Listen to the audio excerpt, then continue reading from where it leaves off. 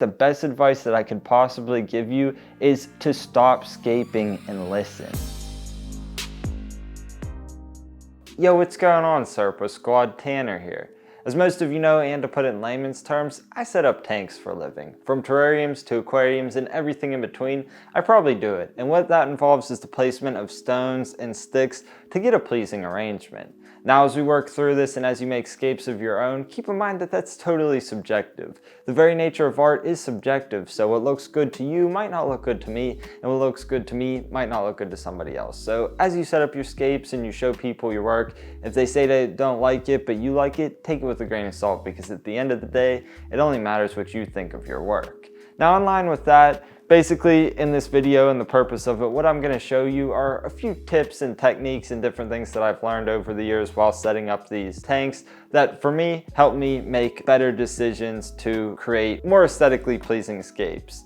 Now, keep in mind as well that I've been doing this for many years. I've been into these hobbies since I was about 6 years old, so 22 years give or take. I also have a fine arts background, which I have been honing for the same amount of time, if not longer. I also have a bachelor's in fine arts with a focus on graphic design. So all kinds of stuff like this. What I'm trying to say is that creativity is a muscle. The more you exercise it, the better that you'll get with it. And since I'm constantly doing these things, inevitably I'll get better. And the same goes for you. The more that you practice it, the better that you'll get. So don't think that you could just watch a video online and instantly be good. It takes time, and that's with anything in life. So keep that in mind and let's get into it. One of the first things I want to briefly discuss is my sandbox here, my scape dojo. This is where I'm going to be doing all of the demonstrations today. And what this is just a couple of boards nailed together and a piece of plywood on the bottom. I put some hot glue in the edges to keep the sand from going out, and I just bought a bag of play sand. I think I used half a bag in this, and it cost me like 10 bucks to build. You could also use an old aquarium. You could get a shallow Tupperware container, whatever you could think of to put some sand in, or even gravel to scape in. And what this will do is you can practice your scapes. You can constantly reset it, and it will give you a better understanding of how you can fit the pieces together. So whenever you're out at the fish store or wherever you buy your hardscape, this will give you a better judgment on what pieces to invest in. And I say invest because a lot of these pieces I've had for 10 plus years, if not longer. So when you buy these things, you can constantly reuse them over and over and over and over again. So it is kind of an investment. It's not a one-time thing. You know, you buy this piece of wood and, oh yeah, it's gonna go in that tank, because the nature of the aquarium hobby and these sorts of hobbies is you leave things set up for a decent amount of time, but as you progress and get better in your hobby, you wanna redo things. So to make it simple, this is basically just a canvas that you can work in,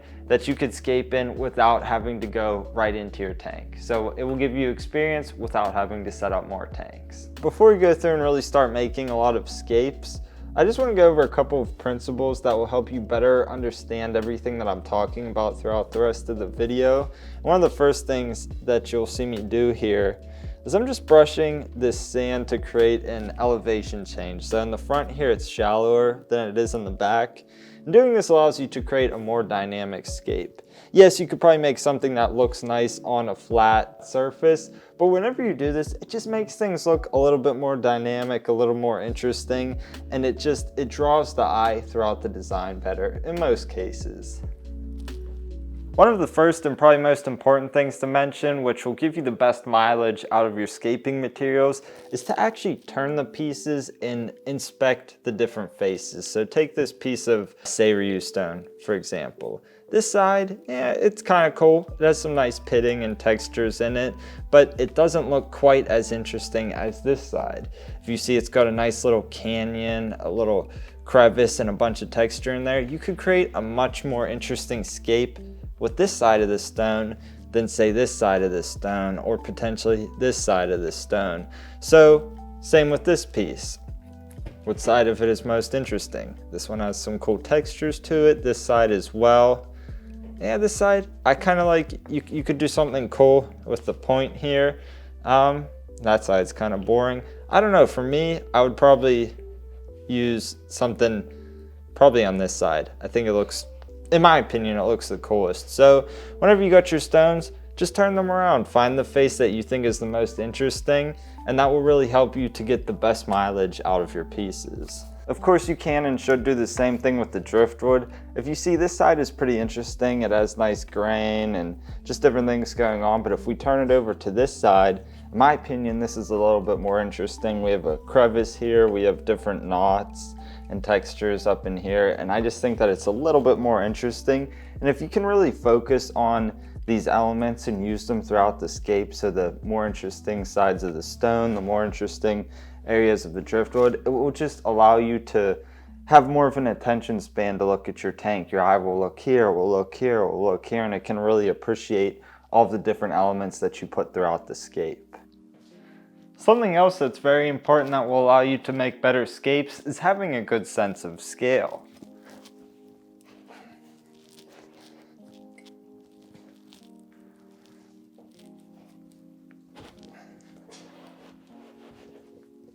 That was the more interesting face. Anyway, without a frame of reference, you'd have no idea how large this stone actually was. Obviously, you saw me carrying it. You know I'm a tall guy, I'm 6'2", and you saw how large this stone was in my arms. You know it's big. You see me standing next to it now, it looks big. However, if you put this in a tank with endless borders, you couldn't see the edges of it. If you took a picture of this stone on its own, and you took a picture of this stone on its own, you would not be able to have any sense of scale. You would not know that setting this next to it, that this is 20 times the size of this. So whenever you're setting up your tanks, keep that in mind. The large stones are not going to look large unless you have a small stone next to it, and vice versa. A small stone's not going to look small unless you have a large stone next to it. While I have this big piece in the tank, it makes sense to discuss another principle, and that's placing the key element. You don't have to do this. I find it to be very helpful, and usually what it entails is placing the largest element first. Now, it's not always the case. If I'm doing a setup that includes driftwood and stones, usually I'll place the stones first because they're heavier and it makes doing the driftwood easier, or I'll do them sort of at the same time. But I would say in most cases, I'm placing the largest element first, and this is telling me how to scape the rest of the tank. So in that regard, you could say that as you're scaping the tank, it's not your own. You're placing this key element, and this guy right here, he's telling you where to place the other items. You look at it and he's telling you, I have an upright direction. All of the textures and striations and different characteristics that this piece have, they're going upwards. So if I have this piece here, set it like that, I'm sure I can't see it from your angle, but I know it doesn't look right. It actually will look better like this because it has the upright direction. It's following the characteristics that this stone has. So whenever you're scaping it, think about it like this. It's not your own. Your key element is telling you where to place the items. So for me, that's pretty helpful, and it allows me to think less about what I'm doing.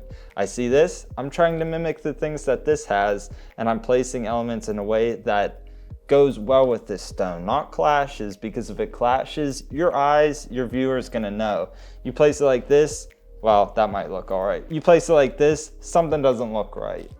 Going back to scale real quick. In order to pull this off properly, you need to have different sizes of stones. Now you can either go and actually try to buy different sized pieces. Sometimes it's hard to do, and whenever you're looking at your local fish store, you're thinking to yourself, everything's pretty much the same size. They may all be like this size or this size, but you actually have a pretty easy workaround. All that you have to do is break up a stone. So go there, get your selection, pick a few larger pieces that you like, and then pick another one that's not as desirable, so that way when you break it up, you're not having any remorse about it. So get one that's not as nice, wrap it up in a towel, and then just whack it with a hammer a couple of times, and you can get yourself some smaller pieces like this. Another helpful thing can actually be to look at the gravel selection. So you might be able to find gravels that, although they're not the same stone as what you're using, they look similar enough to where you can mix it in and it actually enhances the look. Different grades of sand can also be used in combination with those elements to create even more diversity among the sizes of elements. Another skill that I find really useful is being able to combine multiple elements together to look like a single unit. You saw previously that I had that giant stone, and although it can be attractive to have something like that, it's really not that practical. If you can even find one, because they're hard to source, they're quite expensive, not to mention that having a piece that large, it can be hard to scape with. Yes, it could be a one and done scape to where you set that in and that's all you need, but being able to do that, you have to be strong, and if you're using a glass tank, you could potentially break it. So having a bunch of smaller pieces is more versatile. You could really easily achieve the look of a larger piece of stone or a big piece of driftwood depending on what you're using.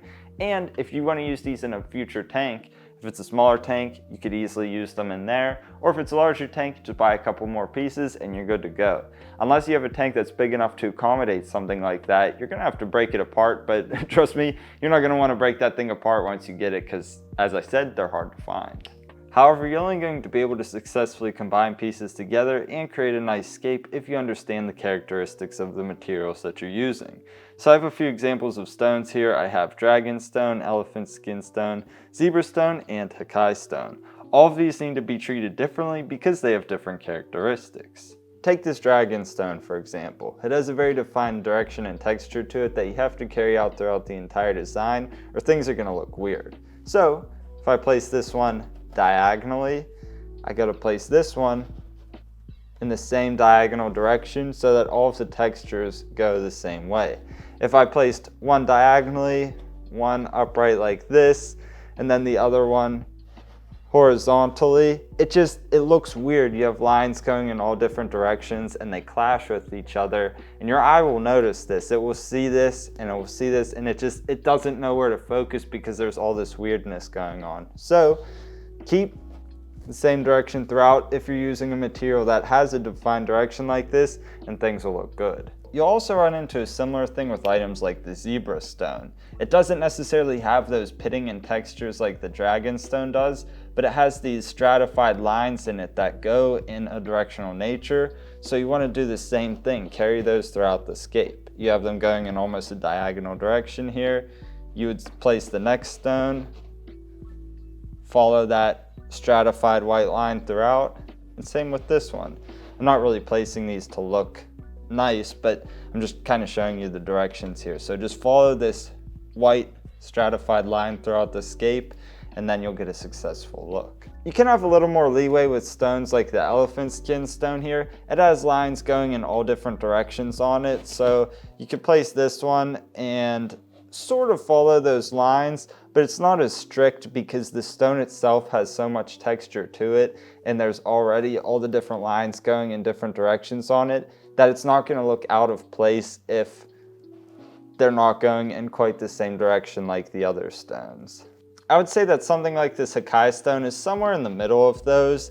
It has a little bit of pitting and texture to it, and this one, it's even more so than this. So you kind of want to follow those directions, but it's not, again, going to be as strict. Obviously, if you do this, it looks kind of weird because this piece has these stratified lines in it, but you're just going to want to follow these features again throughout the scape and just link them up with the other items so that way it looks cohesive. You'll encounter the same things with driftwood, but there are a few other things to consider. For this example, I have Manzanita, Mupani, and weathered driftwood. This Manzanita wood is very similar to the dragon stone in that it has a very directional nature to it. You have branches that go this way or in different directions, but they're usually straight.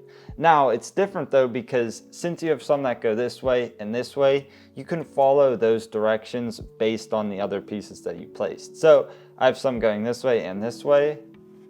As I place this second one here, I'm following this one back here and loosely following actually both of these, probably more so this one with this branch. Then I place the next one. I could follow this branch again, or I could place it more upright to follow this branch. And it's all just going to be subjective. Obviously, you have a little bit more freedom with this than the stone, so you can just follow the different directions, but it would get weird if I place one going this way and then one going this way. It just, with that, it ends up being messy looking. So it makes sense to follow your directions of everything so it kind of flows better. If you're using something like this weathered driftwood, which is very similar to Malaysian driftwood, it's usually a relatively straight piece, and really all that you're going to be doing is just following the same direction again. So if I have them going both sort of diagonally, it works. If I have them going like this, it can look kind of weird. You can have successful scapes that use opposing directions like that will look good, but most of the time you're going to want to follow the same direction to get like a flowing feel to it. Otherwise it's going to end up clashing.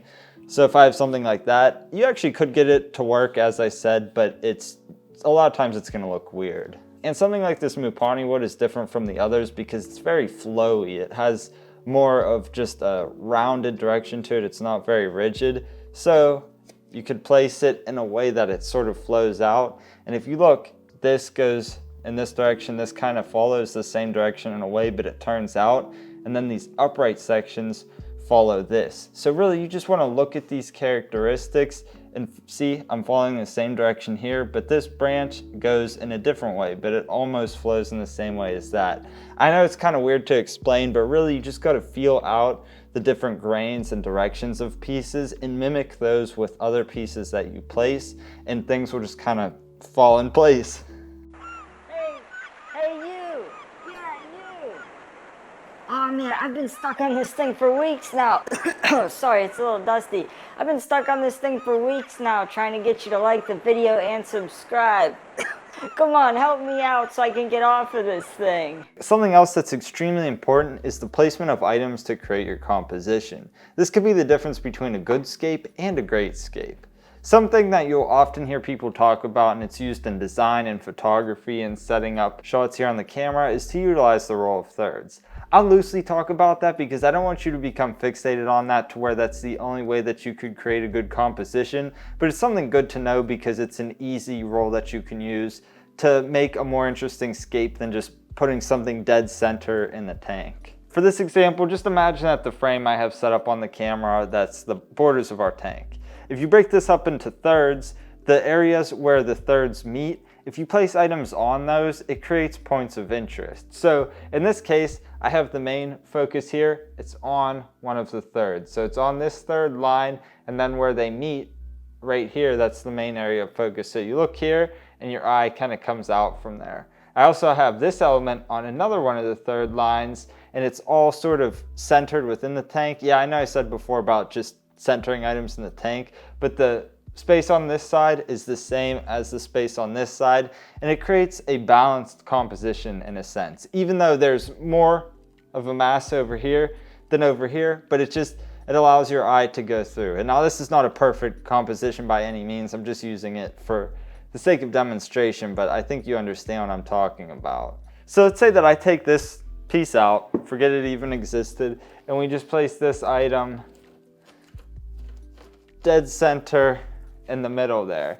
Yeah, it looks kind of cool, but it's sort of boring. It looks weird and out of place just based on where it is. But if we would put this back on the third line right there, it's a more interesting composition because it creates tension.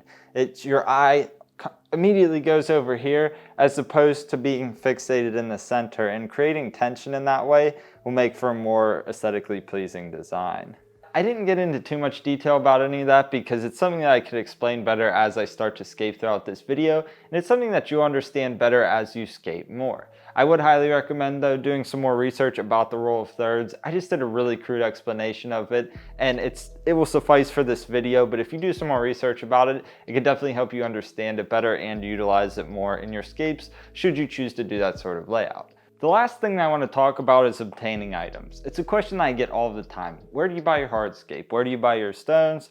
Where do you buy your driftwood? And the short answer is wherever and whenever I see them. I would say that in most cases I try to buy stuff locally when I can. I like to actually see them and turn them around, look at them firsthand, because a lot of times, yeah, you see a picture of it online next to a tape measure, that sort of thing. You really don't get a sense of how the piece actually is unless you hold it for yourself, look at it for yourself. So for me, I think that's pretty important. I do order stuff online. I'll leave links to websites that I frequent for that sort of thing. Not affiliated to any of them whatsoever, but I I know that a lot of you guys ask about that because you don't want to go to the store or whatever, you like ordering stuff online and that's more efficient for you. I'll leave links because I do that as well, and a lot of times you could get cheaper prices. But I'd like to buy things locally, as I said, and a lot of times I'll get things when I'm not going there with the intent to buy hardscape. So for example, I go to the fish store to buy some fish food. I'm walking through, and this was 2 weeks ago actually, bought some food, didn't go there for fish, anything like that, and I saw this piece of wood here. I'm like, man, that's an awesome piece of wood. I could definitely use that for something, and I decided to buy it then because I knew that I would miss out on it if I didn't buy it then. I've never really seen too many that look like this. It's awesome. I'll do the same thing for any other piece that I see because, especially for me that I scape so frequently, it's really helpful if I have a stockpile of interesting pieces. I have an idea in my head of what I want to create. I can go through here, look at the pieces, and then I see something like this, and the rest of the scape will just fall in place. I'll look at it and I'll say, yep, I know exactly what I want to do. I'll make a waterfall going through here. And you know, the same goes for the stones. For me, it's kind of what I explained about the key element, where you get a key element and then you just skate based on whatever that thing's telling you. That's how this type of piece would go. And that's really whenever I'm picking up those sorts of pieces, that's how I do it.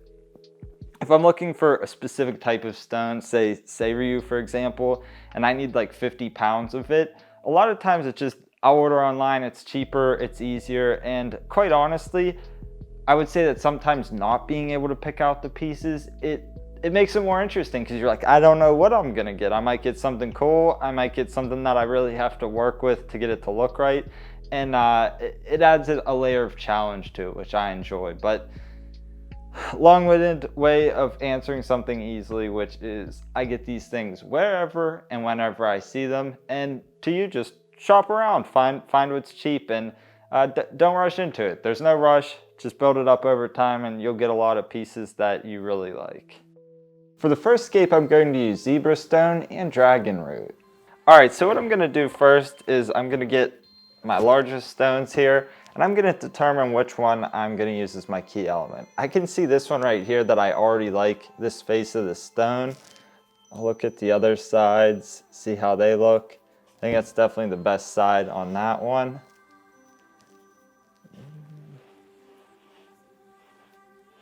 Not really feeling that one for the key element. I think this one's cool, but it might have too much white in it. Pass on that one, and I think this one doesn't have enough, so I think we're gonna use this one. So, setting it like that, definitely the way to go. I'm gonna use this point up front is one of the areas in the front of the scape. I think it just looks cool with this, just the way that it's shaped up front here. This one, we just gotta find how to fit it in.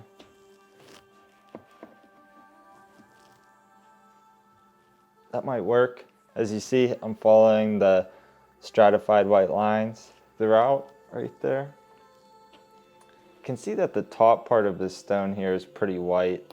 So if we could try to link this one up to that, that would be ideal.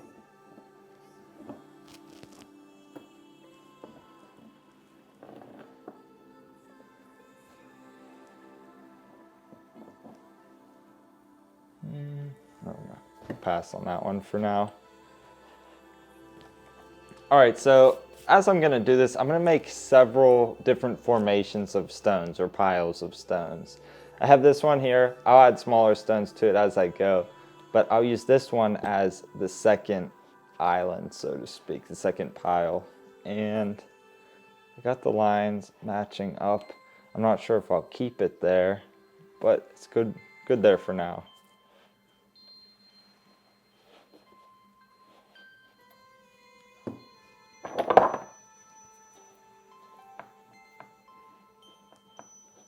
From my angle, it looks pretty cool the way that that line is going through right there.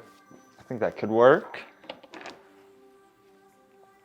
And so what I like to do as I'm scaping these is I'll put my main elements, my larger things in place, and then I'll adjust everything as I go. So it's kind of like I'll get to a base layout, then I'll adjust it, then I'll work some more stuff in, I'll fine tune it. And this process legit, it can take hours.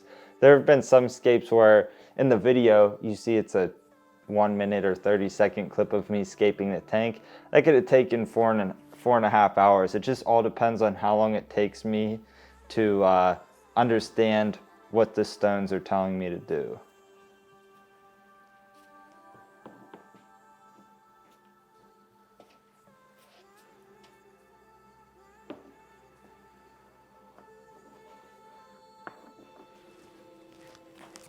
So what I'm kind of trying to create here with the separation of rock piles here is a path that goes in between, and this will be an area of interest in the scape. It will lead your eye throughout and allow you to have a sense of imagination, so to speak, as you're viewing the tank.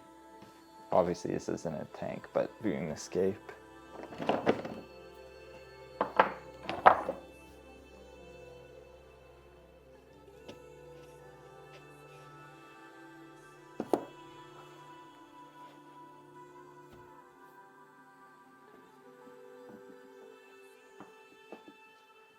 I think that could work. I like the way that it slopes up like that. We can hide the way that some of this looks with the driftwood or another stone.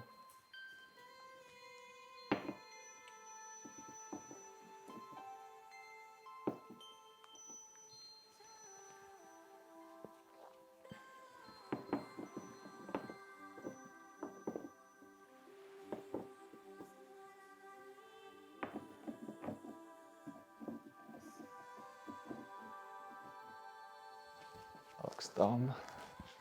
A lot of this, it's all just experimentation. You're just turning the stones, seeing what they look like, or is this gonna fit on top of here? You know, just different things. You gotta listen, as I said before, and as I'll keep saying, you gotta listen to what the materials are telling you to do.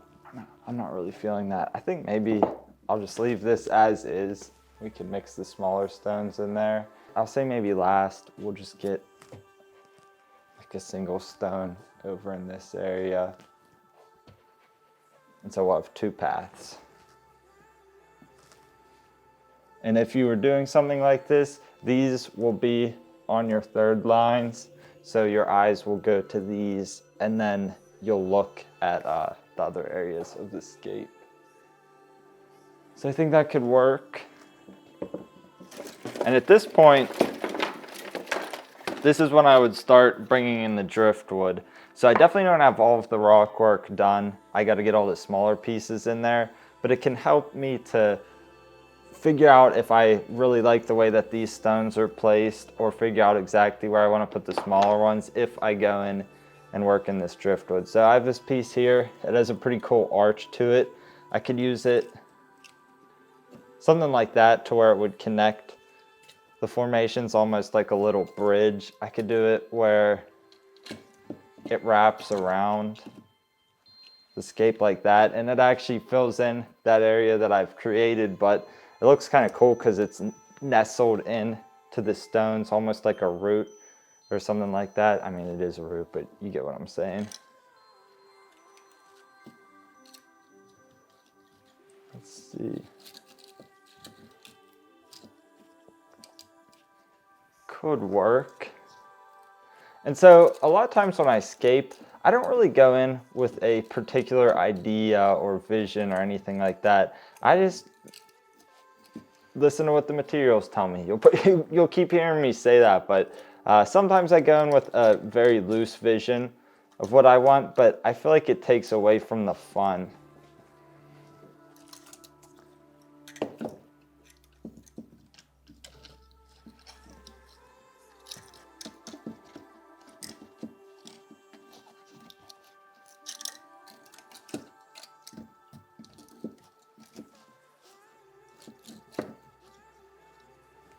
I think something like that could work.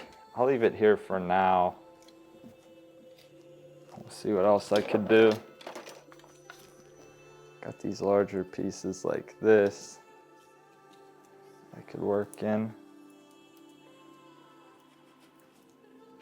And so if you see, I'm sort of following the directions of this piece of wood to place this next one. So it flows in like so.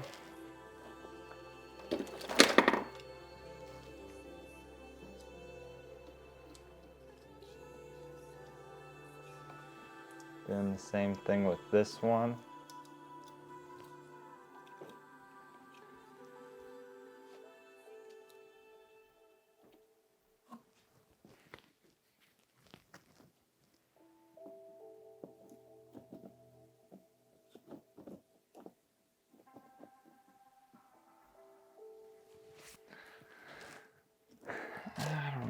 I don't think I'm feeling this. It looks kind of weird. I think I need to go like this instead.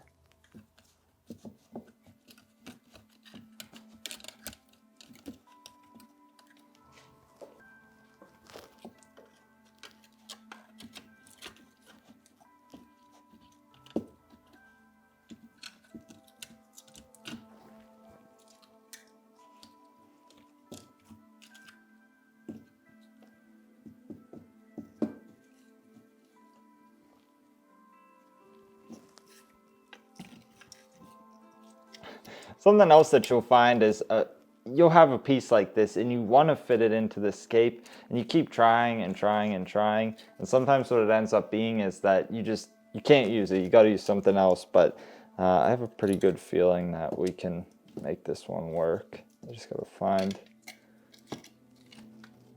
find where it should go.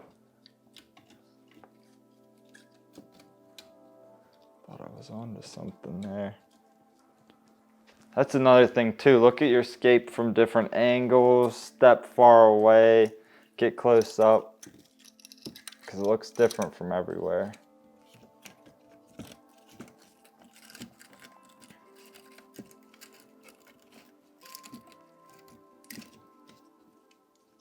Ooh, is that it? Might be it. Yep, I think that's gonna do it. All right, now then.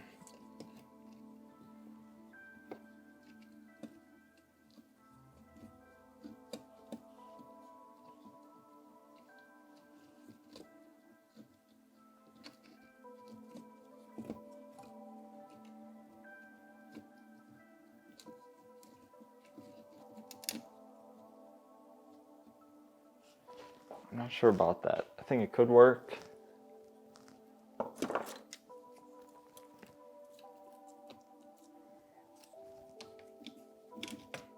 Take it off for now.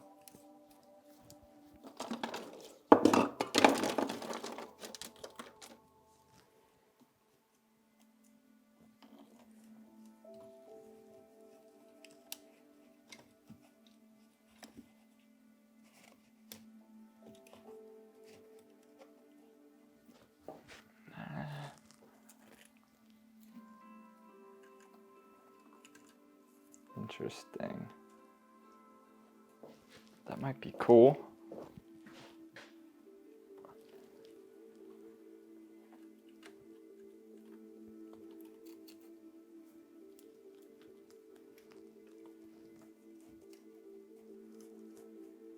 So the idea here, as I've explained before, is just combining different pieces to make it look like a single cohesive unit.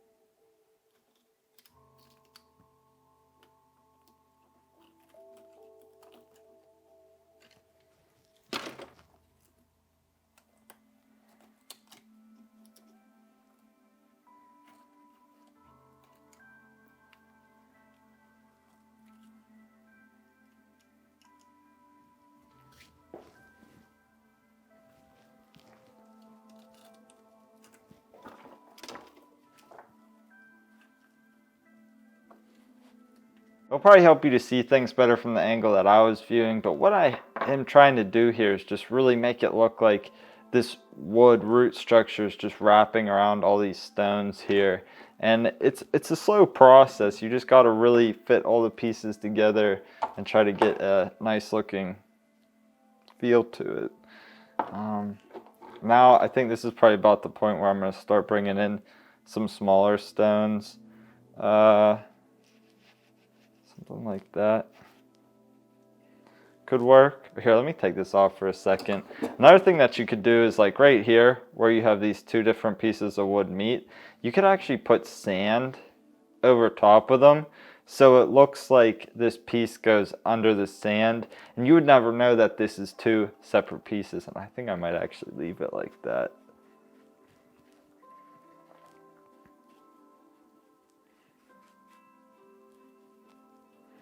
Okay.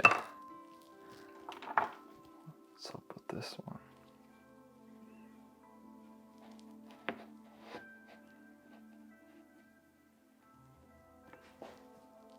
Something like that could work.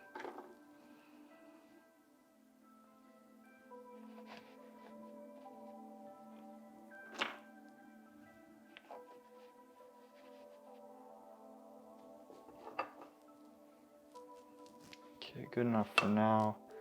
I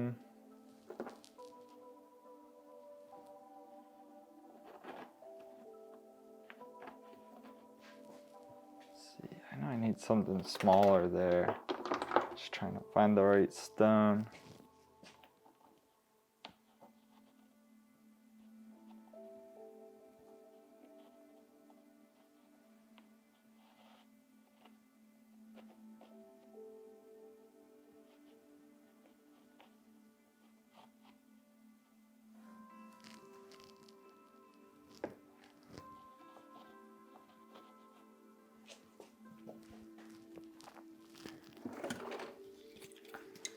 Try to fit in another one of these. Let's see, I think now I really gotta combine it with this other island over here.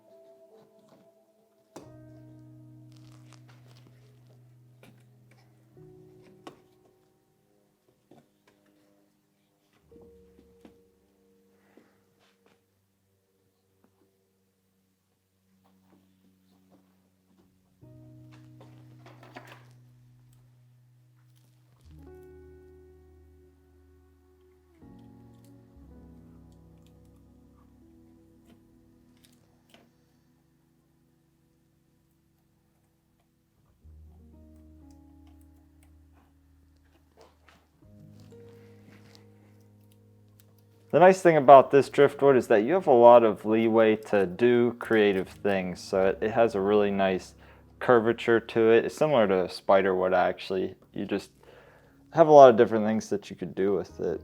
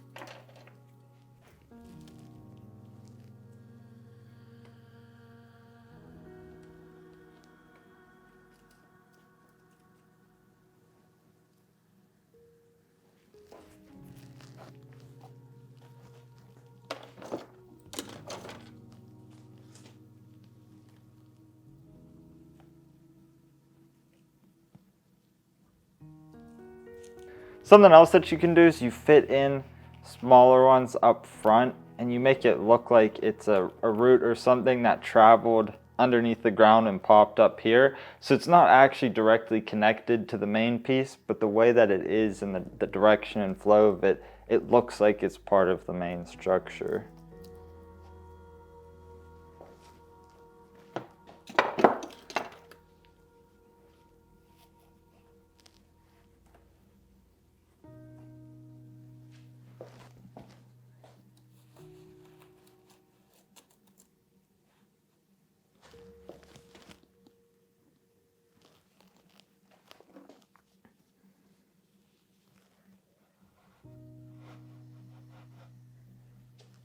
I think it's really starting to come together at this point. Something that I really enjoy doing is bringing in these little detail pieces like this. So it's just a really fine piece of wood, but it just, the little textures and just fineness that it brings to the scape really help just add a lot of interest. It's just these little touches like this. Just gotta figure out how it best fits in. Something like that could work. It looks kind of weird with the way that this is here. Maybe on this side.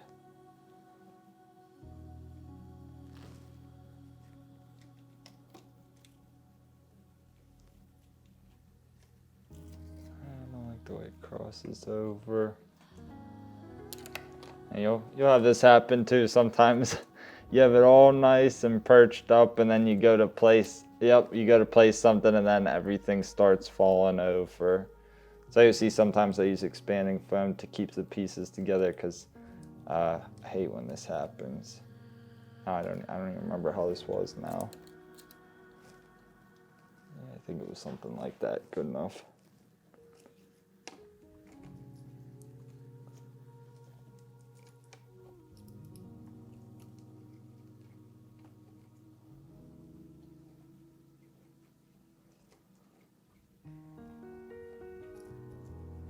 This can be really frustrating, but just keep your cool. You'll get it. You'll get it.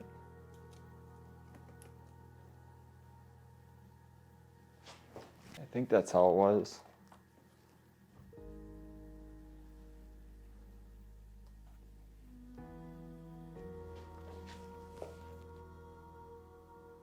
Yep.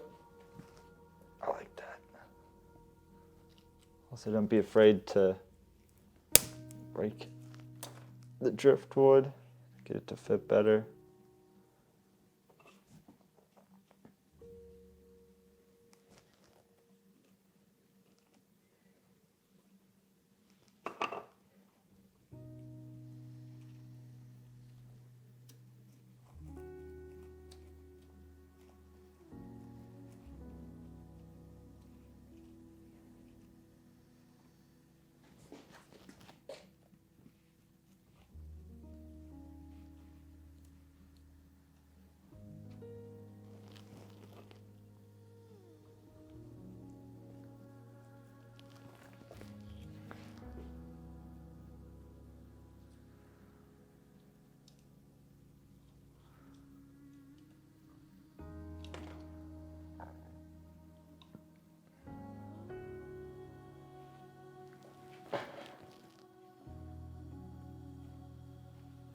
No, don't go anywhere.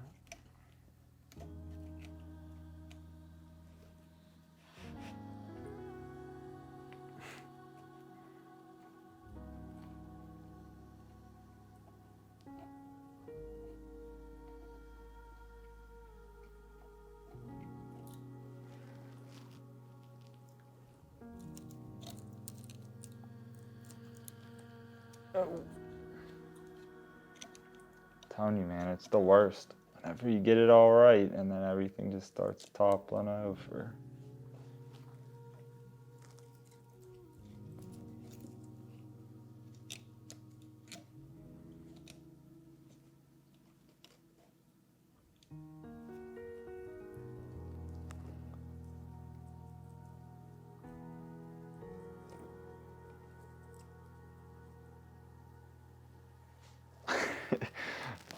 Really close. I'm really liking how this looks. It's very close.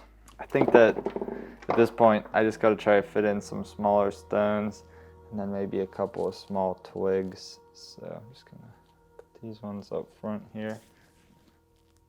I think that could work. It's good enough. Pretty cool.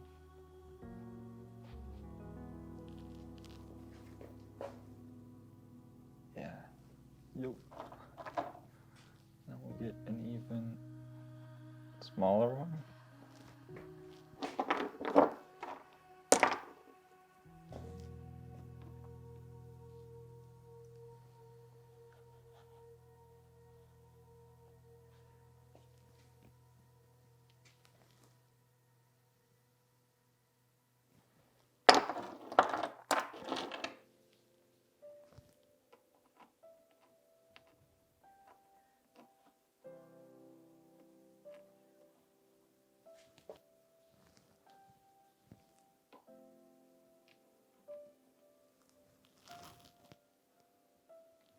Getting there, real close.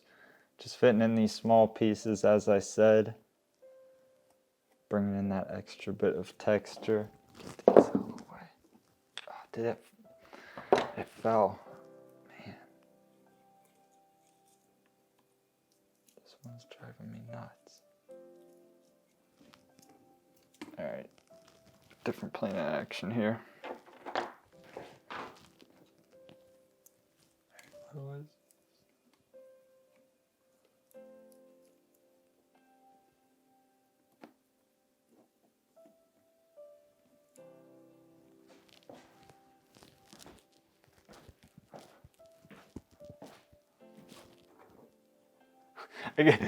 Oh man, I just got it right and then I came in and I messed it up again.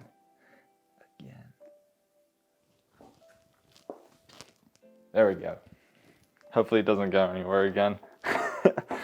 Man, it's all part of the process. Gotta love it.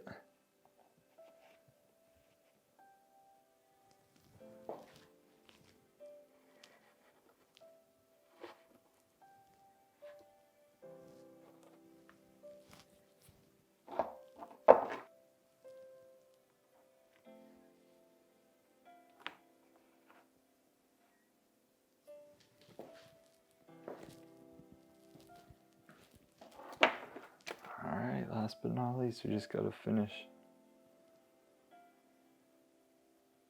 putting in these little details.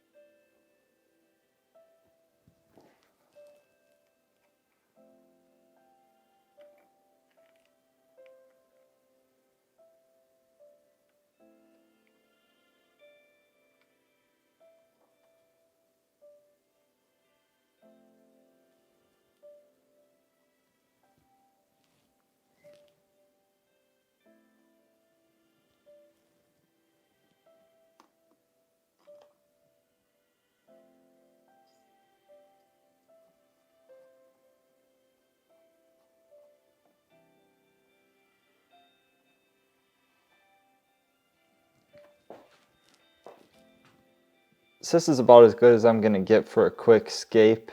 And what I'll do here is just go through with the brush and just get all of the sand distributed just right. So with this you can kind of transition into the rocks, have some of it go into the cracks, and just soften everything up a little bit. This would also be a good opportunity to sprinkle in some gravel that would be similar to this. It's really hard to find something that matches well with zebra stone, so I'm just going to leave it as is.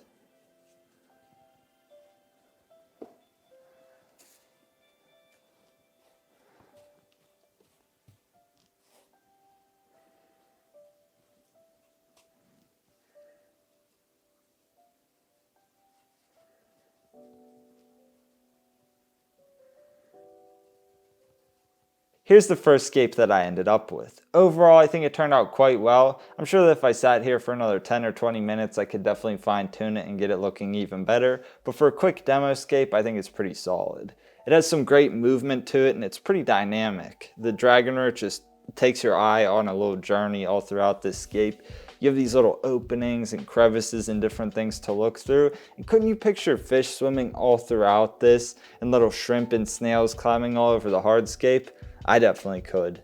For me, I think this would be the perfect scape for inside of a 20 long. That's about the footprint that it is. And I have to imagine that it's around $70 worth of hardscape, give or take. So it's not really too much. And I think it would be easily repeatable. It's just, I followed the horizontal directions of the zebra stone throughout. And I just followed the twisting of the different branches to really just have them wrapping around all of the stone elements. So from start to finish, that's how I'd create a scape using zebra stone and dragon root. The only thing that I would change if this were in an actual tank is I would use white or black sand to complement the stones. For me, I just think it would look a little bit nicer, but really, I think it's pretty solid and would look awesome in a tank planted up.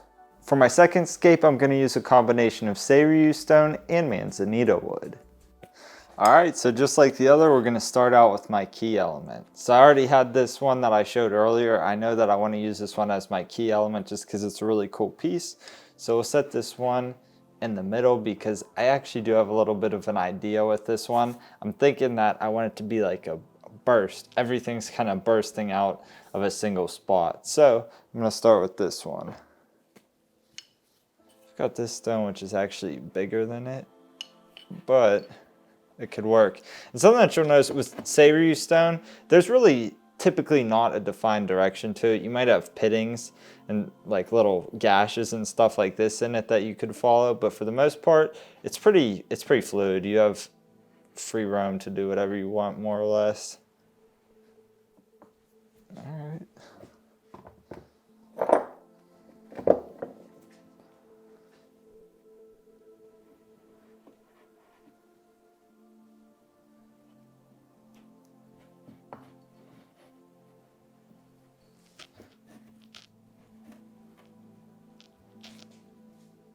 So I was kind of following this pit here with this loosely.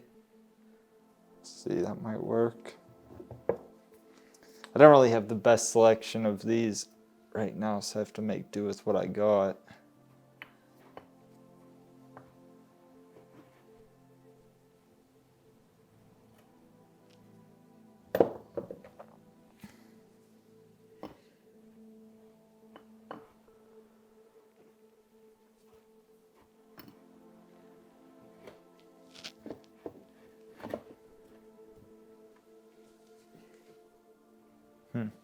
Maybe I got this all wrong.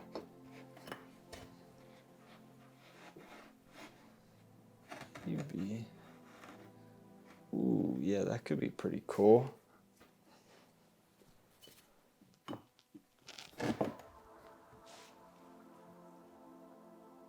Ooh, yeah, that's pretty sweet. Look how like this divot in here connects with that. I think that's pretty sweet.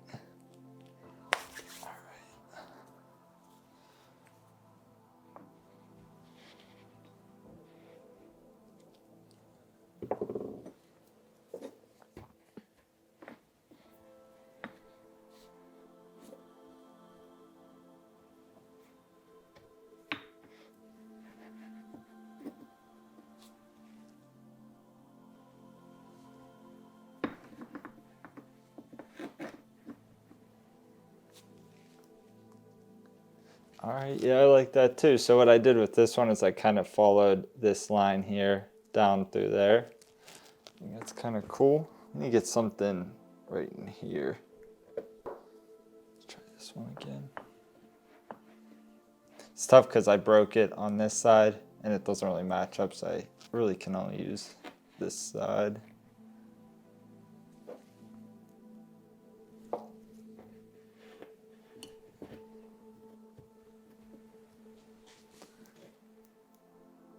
That might work.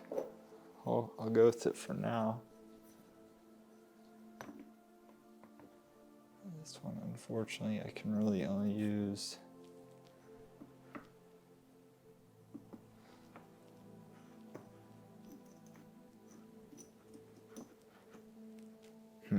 Yeah, this one's weird because it's like the coloration that it is on this side and on the top, it doesn't really match with the rest of it, so I can really just only use this pitted part. But I may have just...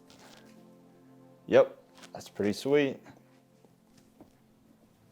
Because it still follows with this here and around. I think it's pretty cool. The only part about this I'm unsure with right now is this, but I'll leave it there for now. Oh, spoke too soon. Okay, that could work.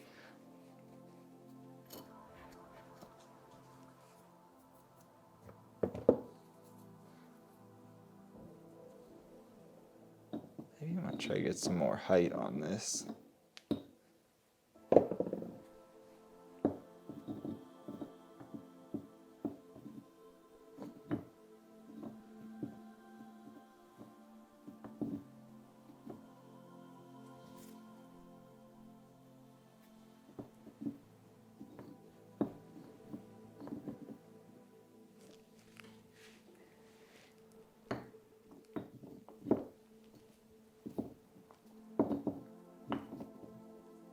I feel like this should work. I just have to get it just right.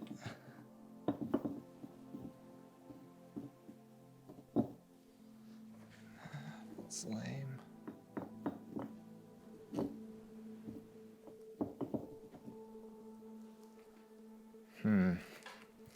Maybe that's not the answer.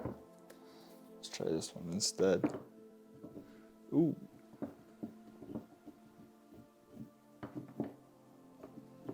That might...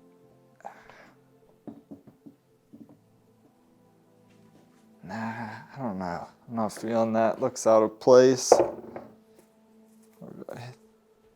think I had this one right here, if I remember correctly, or was it like this? Yeah, maybe it was like that. So I think before I had it right up against it, I'm gonna pull it out just a tad. And I think I might do the same with these. Let's see if that looks cool. All right, maybe pull this one out a little bit too. I like those as one. It's just as you're going through, always try slightly different things. Just pull them apart, try different possibilities. I do like having, maybe this one I'll have closer. Maybe they were better close. Yeah, I kind of like them better close.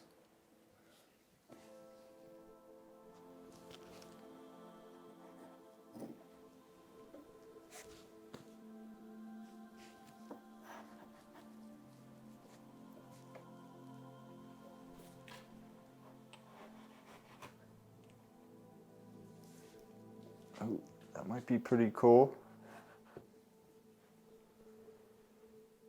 It's like I like how all these the peaks on them kind of jutting out. I think it gives a pretty cool look. I feel like this it's a little bit unbalanced. Maybe we need to go closer in with it.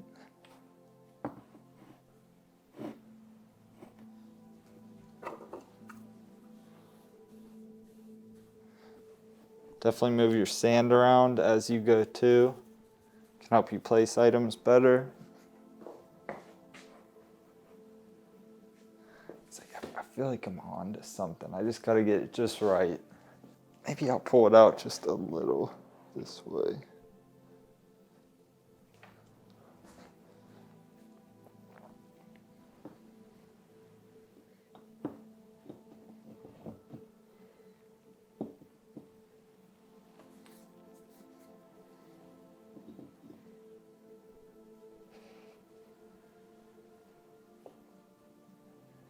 Is that how I had it before? Did I have it like this? Oh, I don't remember. It's tough because I like the way that it sort of mimics this one up front here. But it's...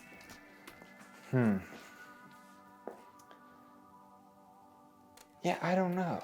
It's something's not quite right. I think maybe these all need to be tilted upward more. to mimic how this looks. It's like they're too flat.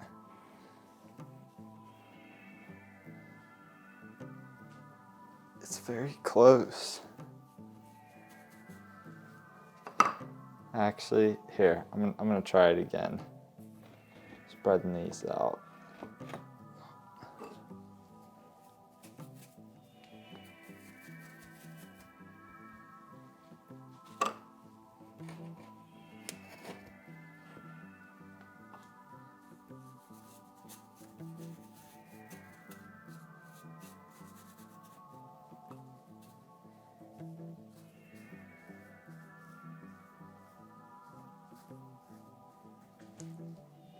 I can definitely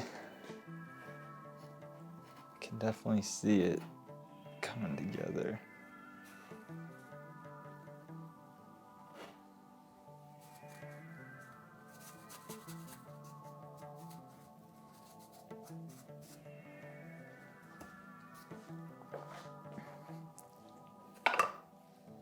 I don't know, it's just something over here isn't right. I really like the way that all of this looks. Maybe that's it. Maybe I'm just overthinking it. Maybe this is the scape. Here, let's try adding the driftwood and see how it looks. Alright, so I guess I'll start out with this piece. It's tough because I don't really want to cover up these cool features on the stones, but at the same time, I can use those to nest the driftwood, which could also look cool, like they had formed around the stone. But I don't know, I guess we'll just see what happens here. See what they tell me.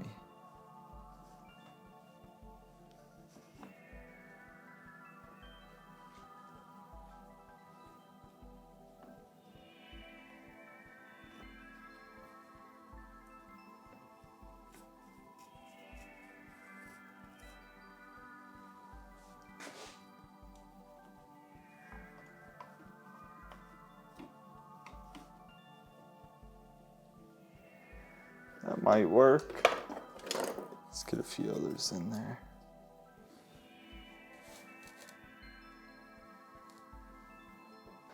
Nah, I'm not feeling that at all.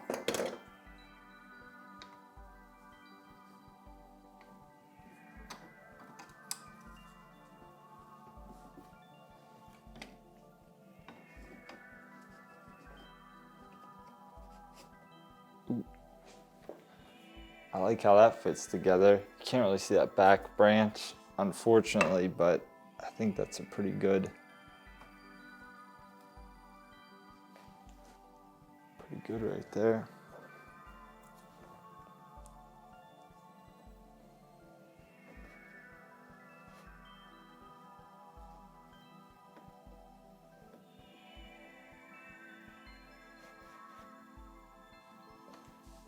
Kind of like that as well.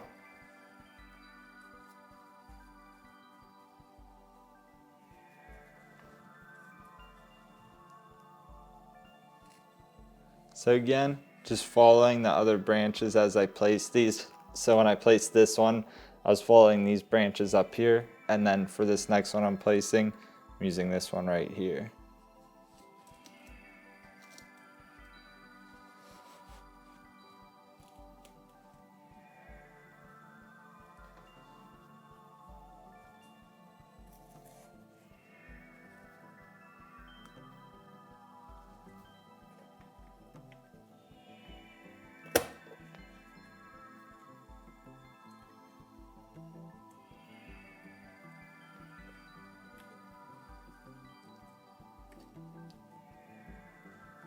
Yeah, I think that's coming together. I like this.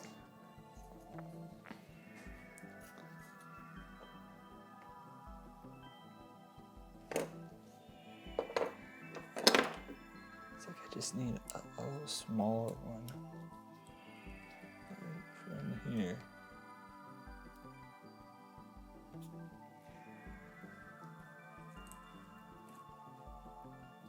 So I like all the branches, because last time all the branches were kind of laying down. I like the branches on this one coming up. So I'm just trying to follow those features on this one.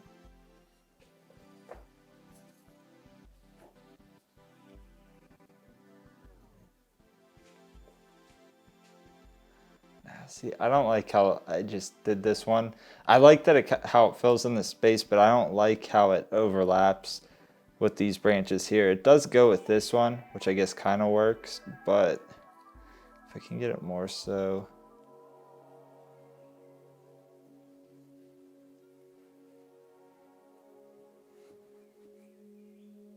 I think that's a waste because it had a lot on the back of it.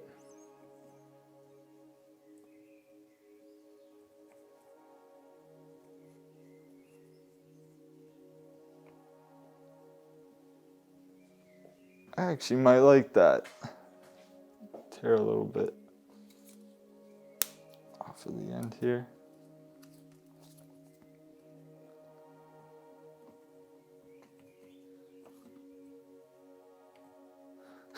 Took it, now I can't get it right back how I had it. I should just left it.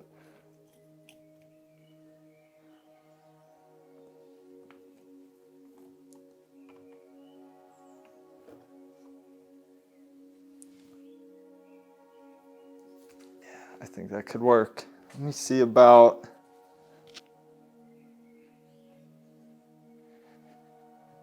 It's tough because I don't want to ruin everything that I just set up, but I could picture seeing like a stone overlapping right here. If I get it just right. Nah.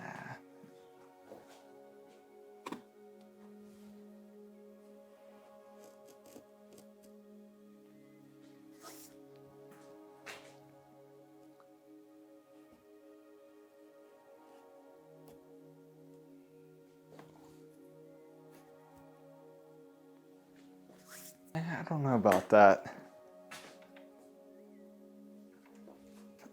This is a tough call. I think it looked good both ways.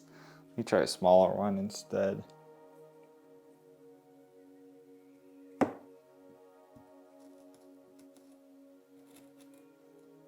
don't really like that stone, but I'll try it just for, nah.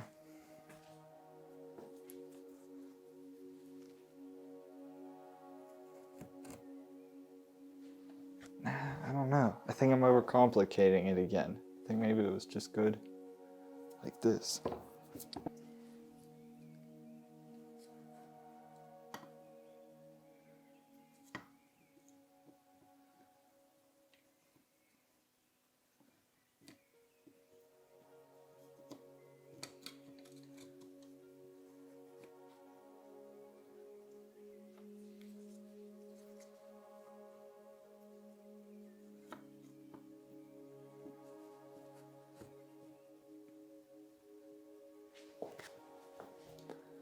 I like this, but the issue that I'm having is I don't see how it has a Y on the end of this stick. I don't really like how it's another Y.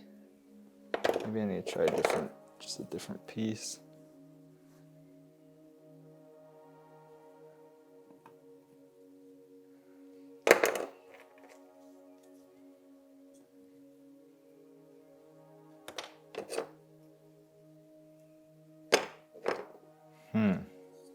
It's a tough call because I did like that there. Maybe I need to just break it.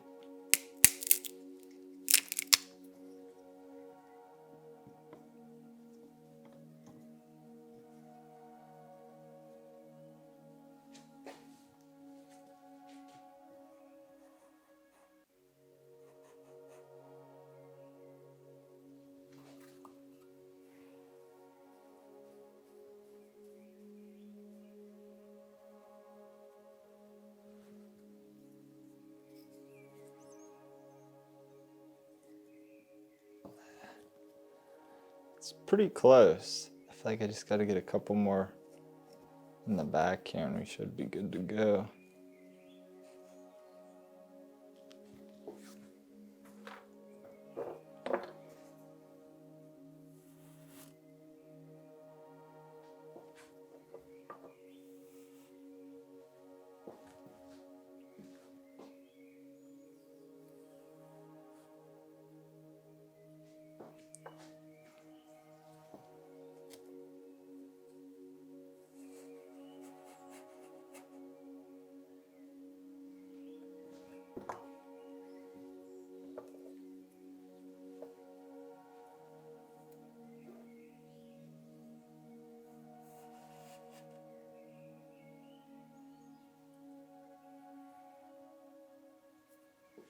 think it might need a stone in the back after all. Maybe not. Quite as big as that other one I was using.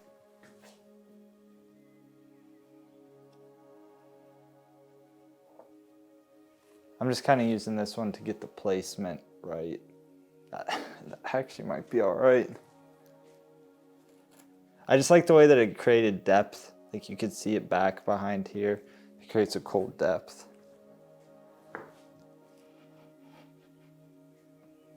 All right, I'm sold. Okay, so the last thing that I want to do here is that I have some gravel here, and this is just a Quikrete gravel you could buy at Home Depot or Lowe's. And it's obviously it's not Seiryu Stone, but when you mix it in here, you can hardly tell the difference. And I like to just sprinkle these all throughout like this. These will help add texture. They also help with the sense of scale because they look like small broken up rocks. And I just kind of will sprinkle them all throughout haphazardly like this.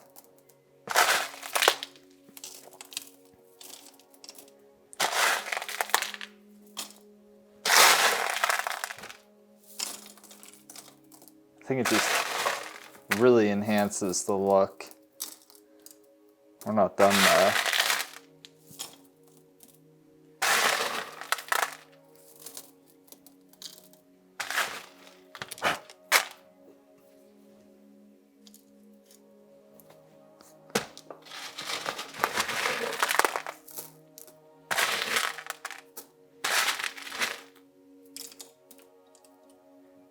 And so after that, I'll just go back with the sand and just kind of sprinkle it over the top, because how it was before, it legit just looked like rocks thrown on the top here. But if we mix in the sand like this, it makes it look like the sediments have been turning over time, and it just makes it look a little more seamless, a little more natural. And you could always add more stones, add more sand. There's really no way you could go wrong with this. You can even sprinkle some over the scape itself.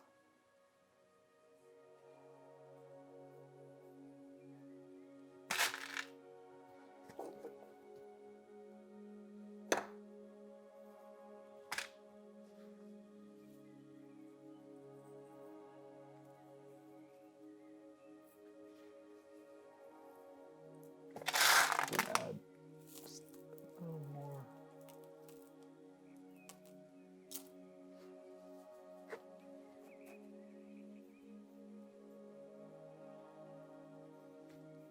All right, now we'll just get the brush,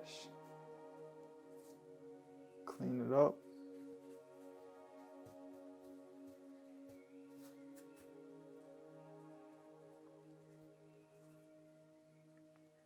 Here's scape number 2. I really like how it turned out, and I think it's just as dynamic as the previous. I like how the Manzanita wood is just bursting out from a single location, and I think it meshes really well with all of the stonework I did.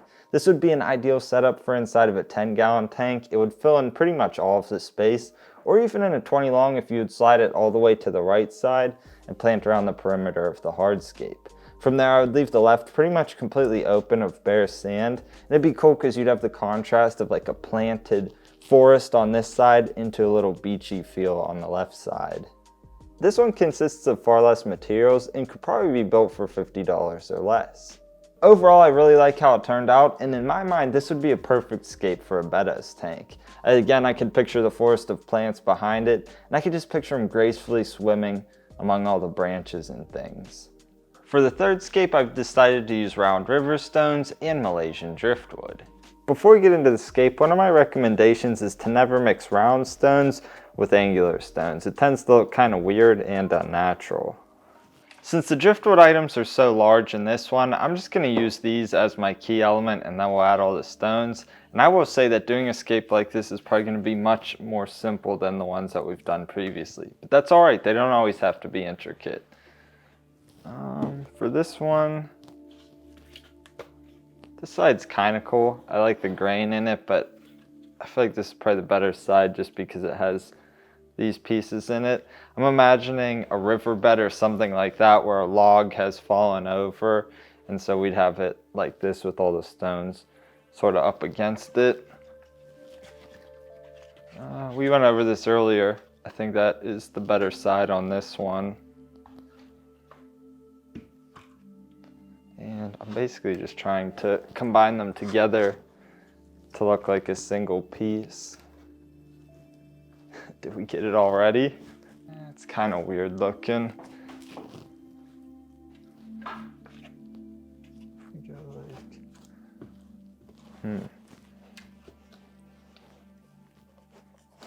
Something like that could definitely work. It's a shame because we miss out on all those textures on the other side, but it really does look like a single piece of wood like that. This part here also mimics what's going on over here pretty well, so I think this might be the way to go.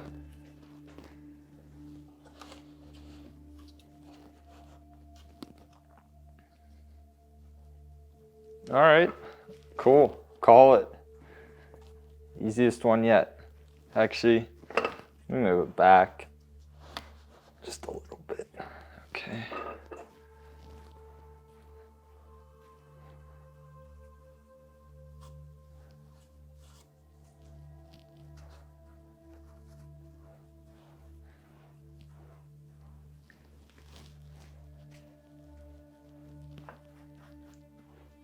It's like I really want to have his little substrate in the front here because I want to have all the stones there and I don't want them to take away from the view of the wood, so I'm trying to get as much of that out of there right now as I can. Just push it all to the sides. Placing round stones is a lot different than the other ones I've shown thus far because really you don't have to worry about anything as far as stratified lines or any of those type of details. You can pretty much just place them wherever. The thing that you do have to worry about though is having things of different scale next to each other. So for example, if the entire scape were stones like around this size, it'd look weird because it's all just the same. It looks just looks unnatural if you do it that way. So really go through and break it up and mix in different pieces. And unfortunately, these are the largest two that I have. If you had a piece that was, you know, this big or even bigger, it could really help with that sense of scale, but I'll just try to mix in all kinds of different sizes. I'm imagining this one right here. It's kind of like propping up the piece in a river. That's what I imagine, at least. I like having this little dugout area in here. I could picture a fish hanging out in here and coming up into the water column as such.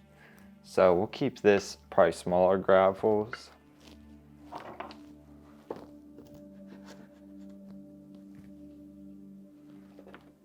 And also, if you have ones like this where it's fractured on a side, you could just hide that like so, and you wouldn't even know. Also with these, you'll notice that there's all kinds of different colors. That actually looks kind of cool, especially whenever the tank gets submerged. I will say though, try to mix it up as much as you can. So if you notice these are kind of the same shade, don't have them all this color and this color and this color. Just break them up throughout and then it will look pretty natural.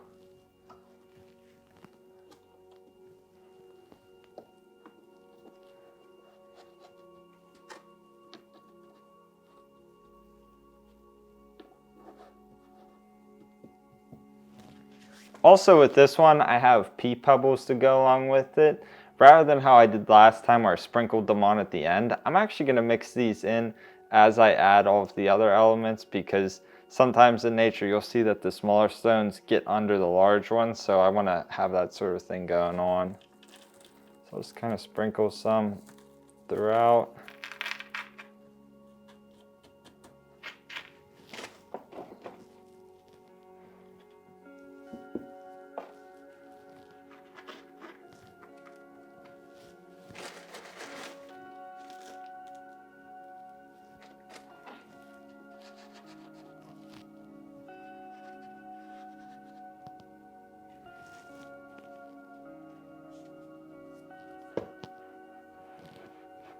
Definitely make sure to get some behind the scape as well.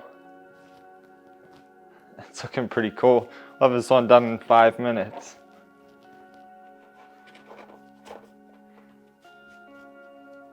Tell you what though, sometimes simple is better. I could definitely picture this with Vallisneria or something along those lines. And this would really be a one where you're showcasing the fish in a cool sort of river tank, as I said. That's just, since you see these kind of stones in very turbulent water, it makes sense to sort of mimic that type of environment.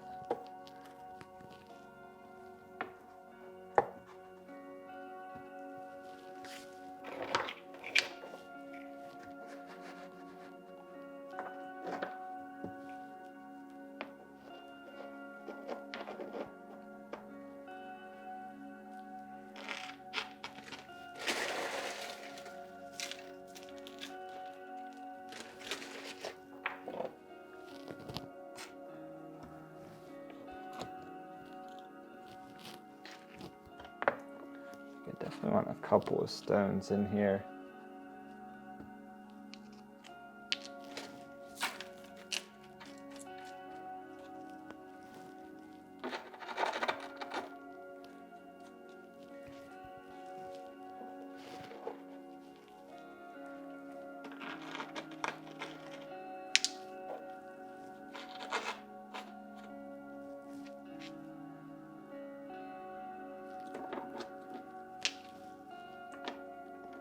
And I will say that just because this is easier per se than the other ones, doesn't mean that you still shouldn't take your time placing the elements and making sure that it doesn't look haphazard. So you see I'm taking care to make sure that I find stones that fit into all of these crevices as well as possible, to really just make it look like this is something that has been in this system for a while, and all of the erosion and different sediments have really locked this in to the riverbed or wherever type of environment you would find this.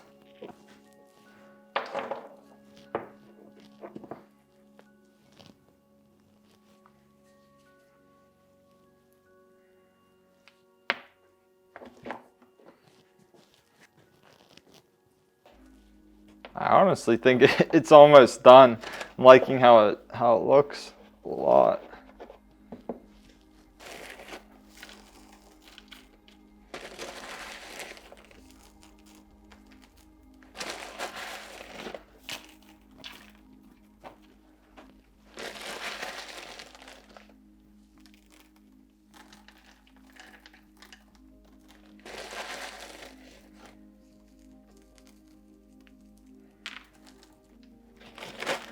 What would it look like if we kind of... Nah, I don't think that's gonna work.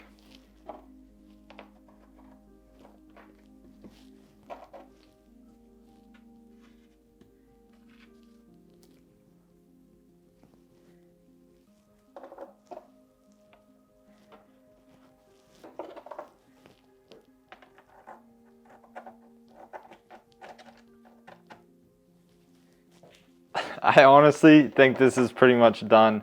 I just got to get some more gravel in here now, and then we can rework the sand a little bit. We can get...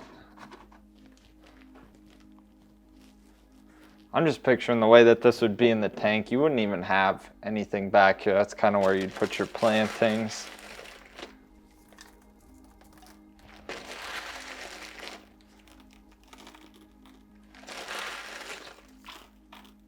And you'll notice that something that I do with these gravels is I'll always make it more concentrated near the scape itself, and then sort of do a gradation or a slow transition into the rest of the sand, so that way it looks like it kind of just blends out.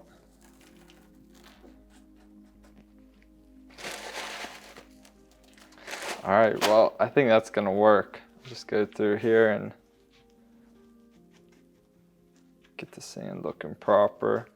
And I'll also, like I did last time, kind of sprinkle the sand throughout.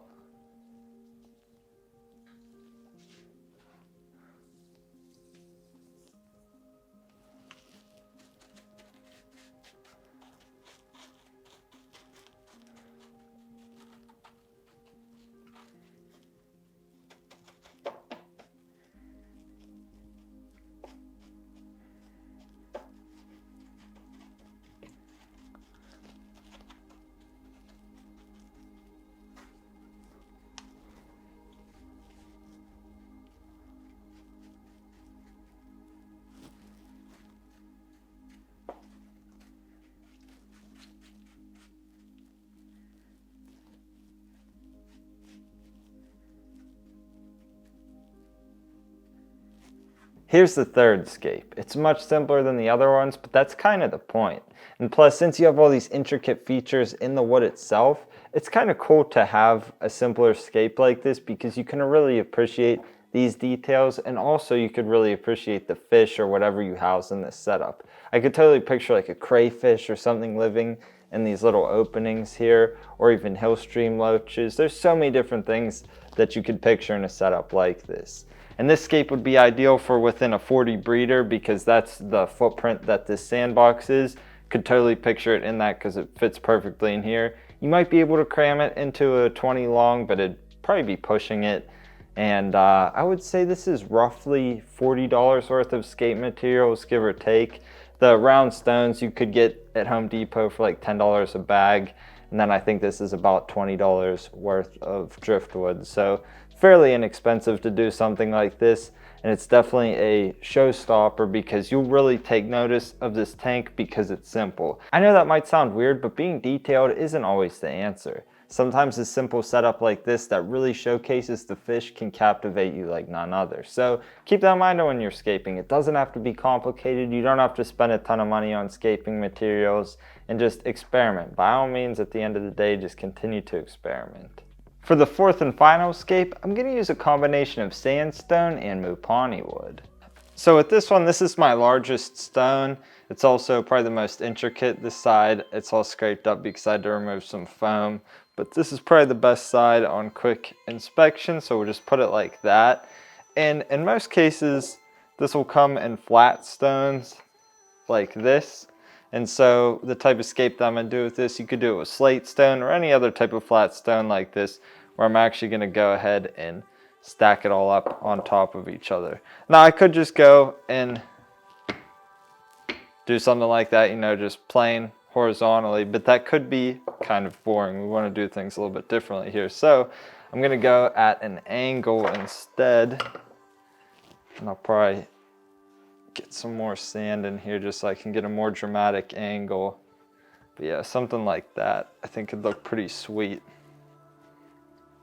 Okay.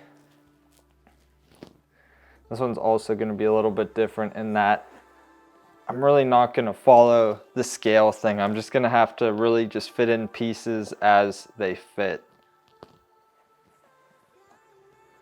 So I can already tell that this is coming together. Sometimes it doesn't take long. Now, I don't expect this to be easy the whole way through though. I'm imagining probably two formations here with like a fissure in the middle. So let me build it up on this side too. Now the problem here is I gotta keep with the same angle here, otherwise it could look weird. So I'm gonna have to get more sand over in here.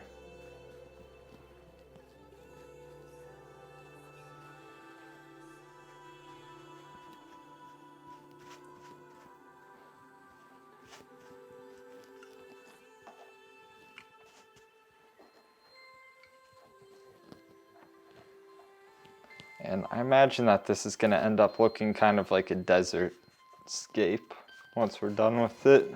Angle's looking good. Now we can stack. Now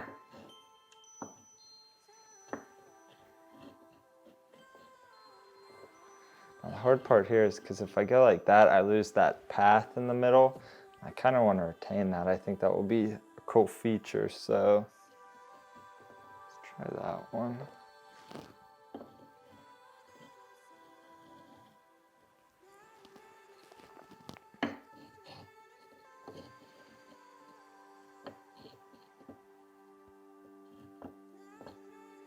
Okay, so if you see how it's rocking here, to fix that, you can just push down this one side and get a thin rock.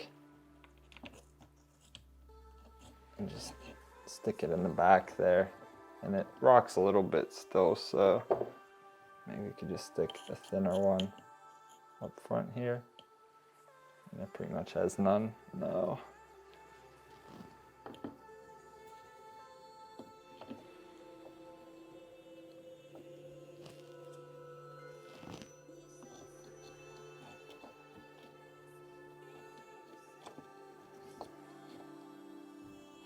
So if you're setting something up like this in an actual tank, it might be the time to start gluing these stones together, because you'd hate to see it all come toppling down.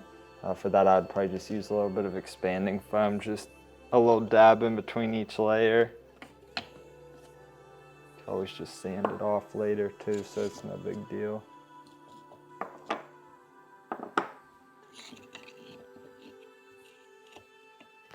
The challenge with these ones is, so I'm trying to find another stone that's the same thickness as this, so that way I can keep stacking up. I'm not sure how high I even want to go though. Something like this might even be sufficient. Looks all right. I think the issue that I'm having though is the crack. So let's just fill that in with some of the smaller stones. If we were using moss to plant this, we could easily just stick some moss in there as well.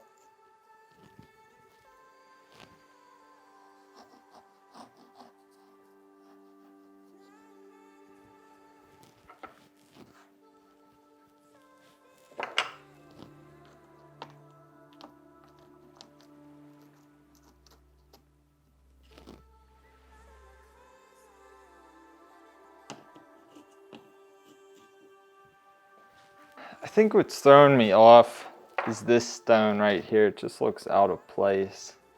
So let's take this off, get this out of here.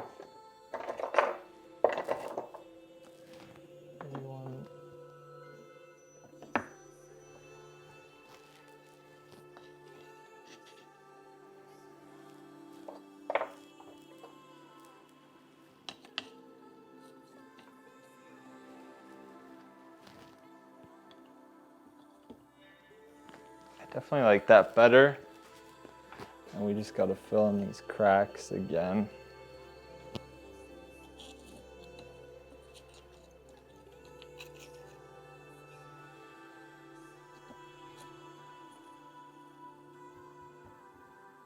And of course you could always just throw sand into the cracks like that to hide them. And in fact, that's probably what I will do, just to make it look a little more cohesive. And again, like I said, this would go well for a desert type of scape anyway, so might as well mimic that look. Pretty cool. I like it. I think originally I was just gonna go for 2 of these. I think I might do another one kind of somewhere in this region that's smaller. I'll just do a test stone though, to see if that's even something that will look good.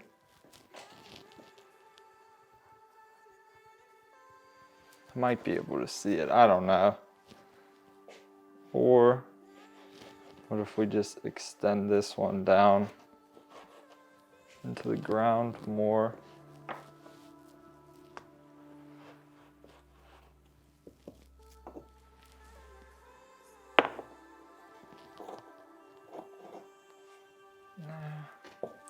I don't know, maybe at this point we should try to add the driftwood.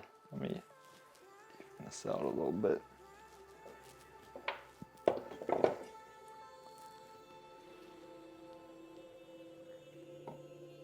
So this is definitely going to be a situation to where I think it'd be cool if we link them up.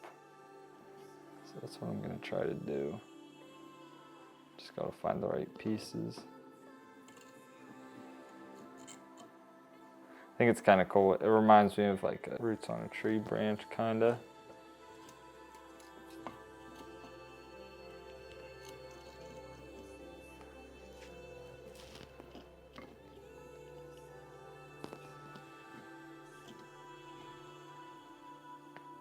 That might work.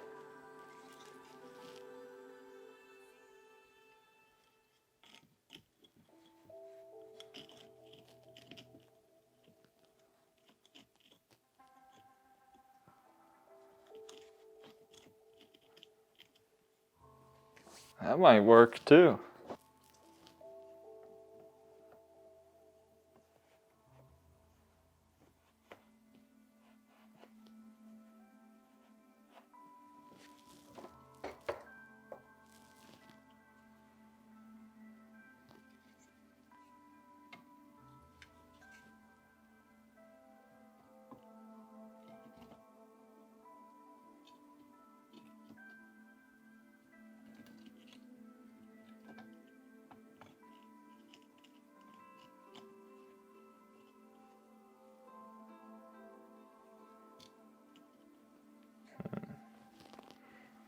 I'm trying to use this one to connect them even more. It's tough because of the way this rock is moving around. Maybe I need to...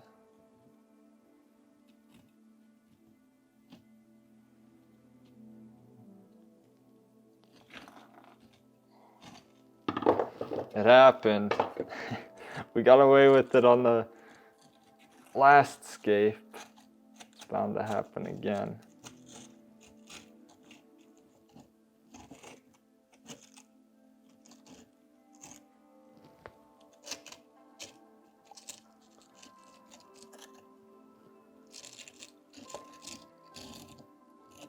Dang. I'm gonna make that all over again.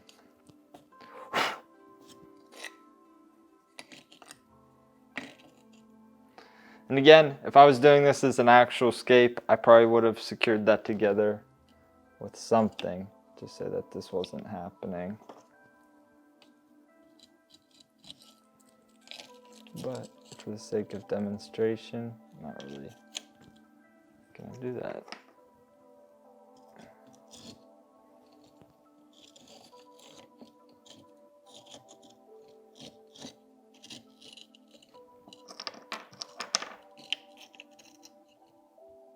Will that work? That might work. Gotta throw the sand back in here just to... Oh!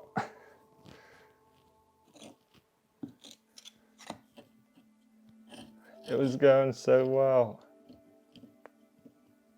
It must be this one then. Something got dislodged on this one. Well then, we can secure it from the back there. Maybe that'll work better. Get another piece in the front here.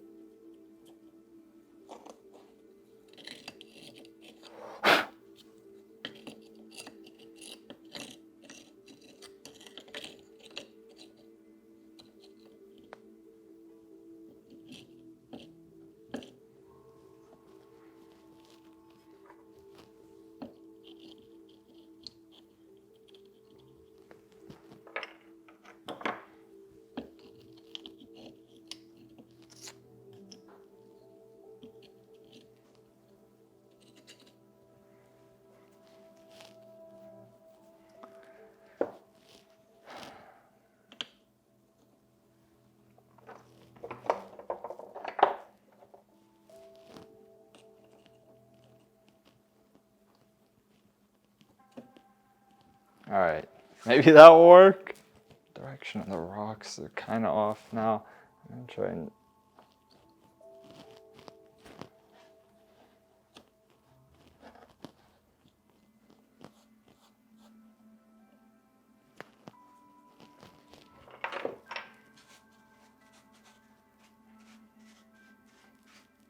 Okay, this will probably work. Let's see if it...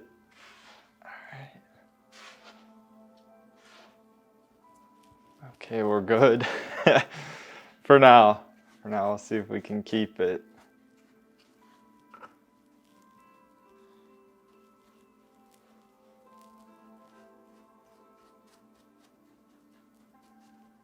Okay, we'll adjust that more later. This one, I believe I had it right there, if I remember correctly. Don't go anywhere. Okay, this was the piece that screwed me up. Maybe I need to have it come in the front. It's like I don't really want to block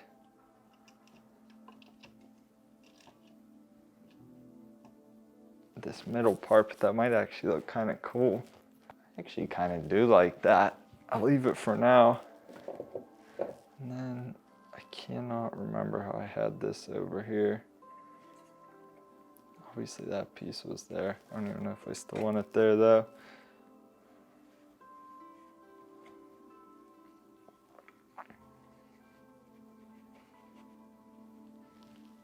It's like I like how this looks and that it follows these directions, but I don't know. I'm not feeling it entirely.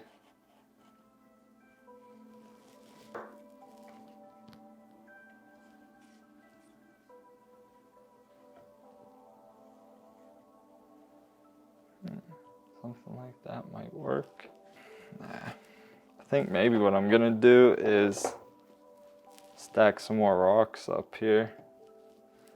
So when it all, oh, I spoke before I even can finish talking. I was about to say that this is where it could all go south. Man, that's tough. It's like just the way that it sits on here. I guess what I could do though is prop it up with the stone. That'll work. Okay. Let's go for it. So I think it would look cool having them kind of overlap the driftwood like that.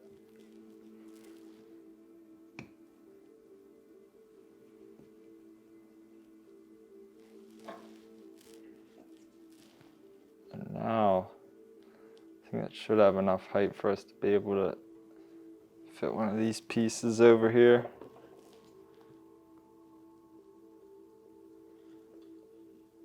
Oh man, that fits in there so perfectly. I just need something on the bottom. Oh, this is risky.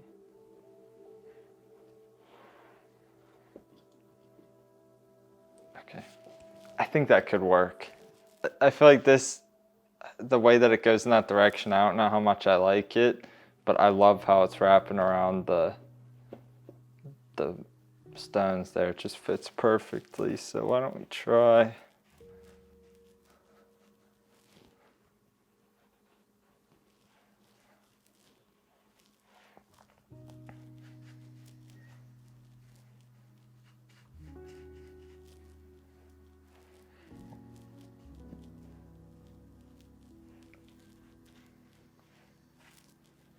It's definitely getting there. I need to do something on this side with the driftwood. Let me see. That might be locked in now because of this stone.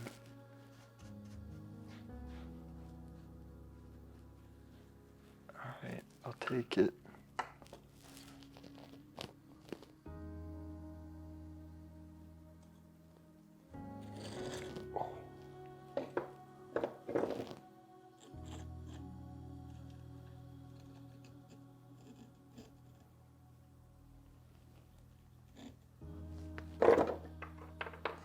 This is risky.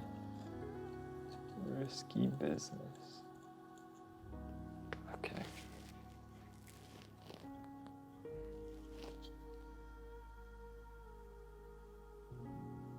This is scary. Didn't know I'd be playing Jenga. I don't like that.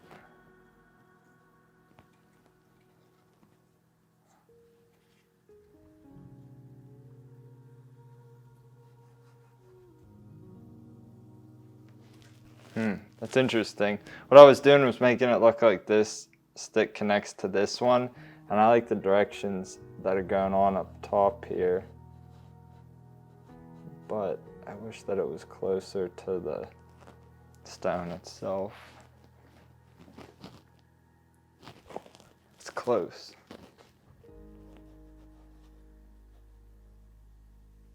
Try that.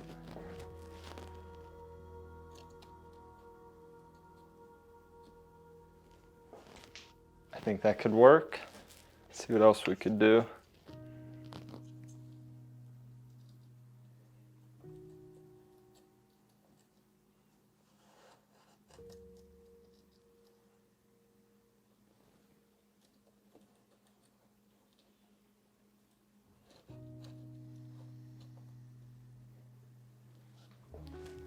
I'm not sold on it. Not sold on it.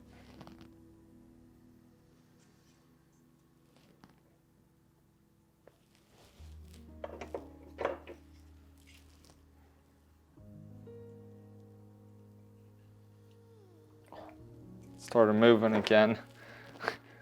This is so scary.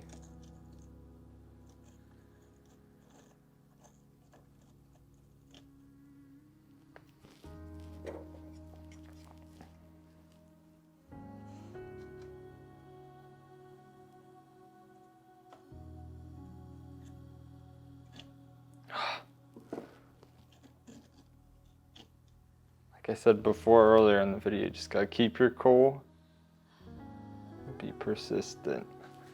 I feel like all of that was for nothing. I like how that looks.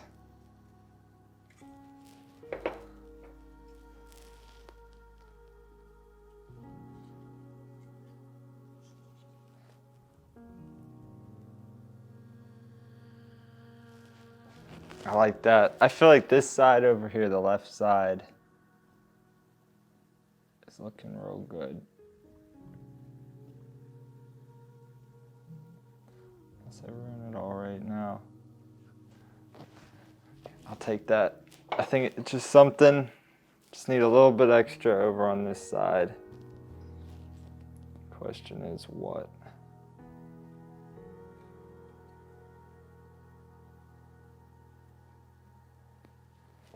That actually does look kind of cool. I'm not crazy about the symmetry going on here, like how these are the same. I try to avoid symmetry at all costs. I don't like it at all. Maybe I'll try this again. Not sure why I didn't like it, but let's try it again. I'm not crazy about that.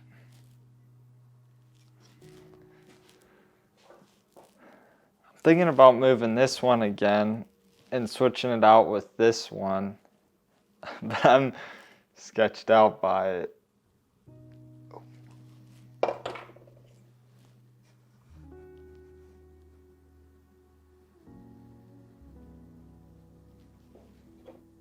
might be able to get with that.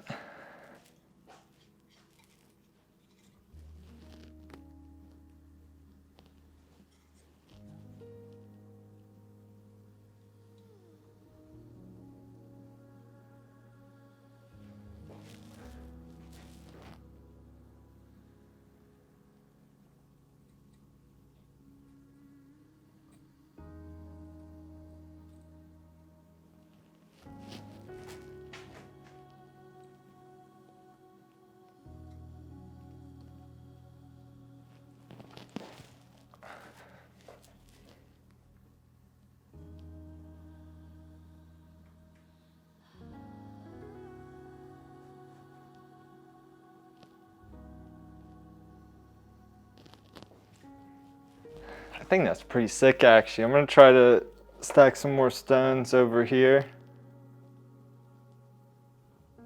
Hopefully not regret it. And I'll probably try to do the same over there.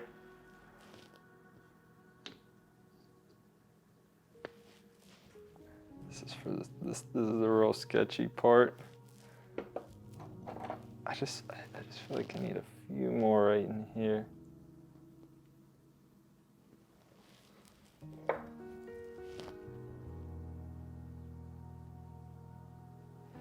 Alright, and I think it would be really sweet if I could cap this off.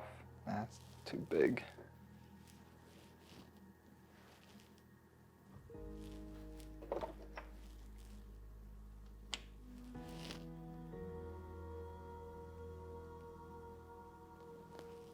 I'm not sure about that. I think it looks kind of weird.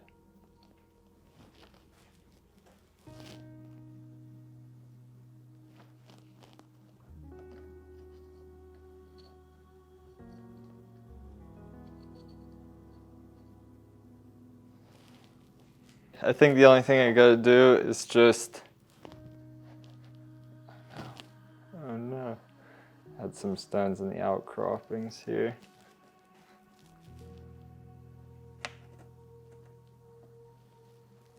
I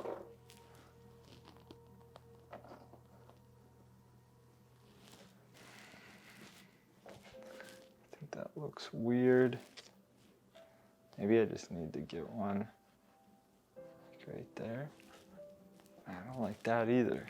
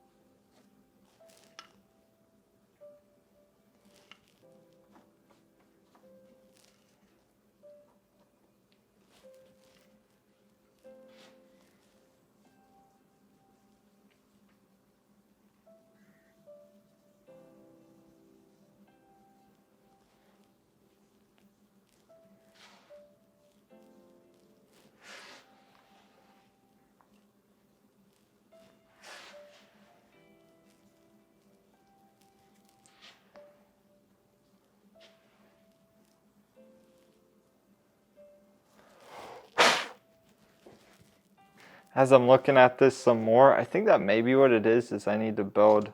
Oh! I was gonna say, I feel like I might need to build the rocks up on this side a little bit. How was this? I think it was like this.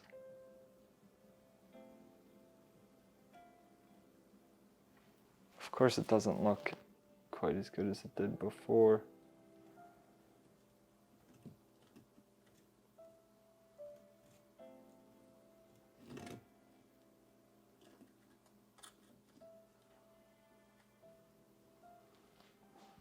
Okay, it's pretty much what we had before. Close enough at least. This is sketchy because if I go through all the trouble to do this and don't like it.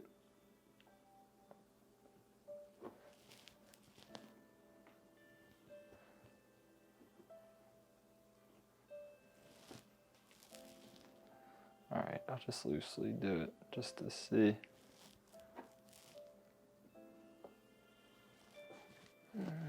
No, I'm not feeling that.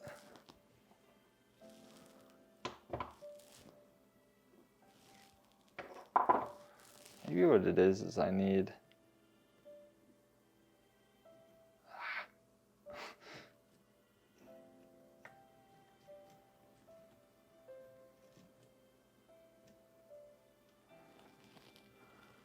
Don't go anywhere.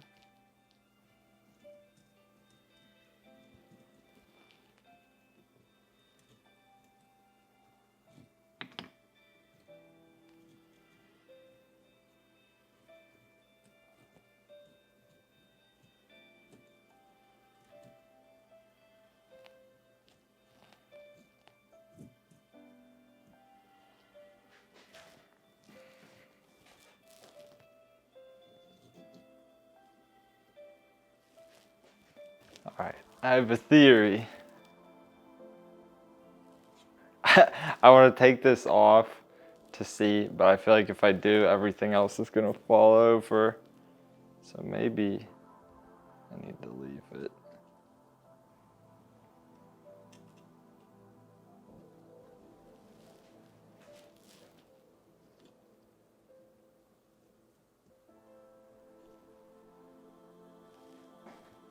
You know what it is? It's this right here. Maybe if we hide it.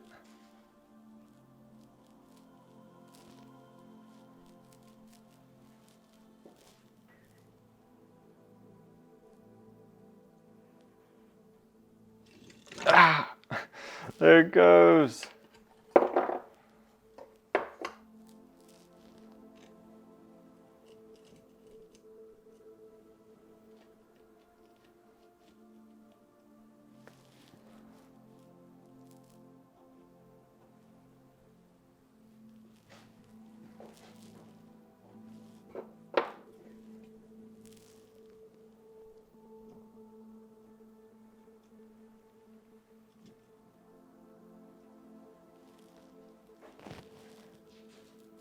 Interesting. Thinking as I see this now, I don't think I'll be able to get that angle on it.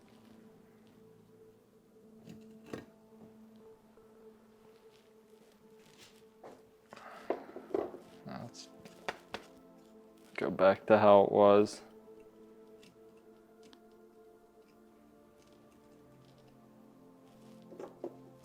It's just tough. I feel like this one's very close. It just, something about it. I don't know, something about it's not right.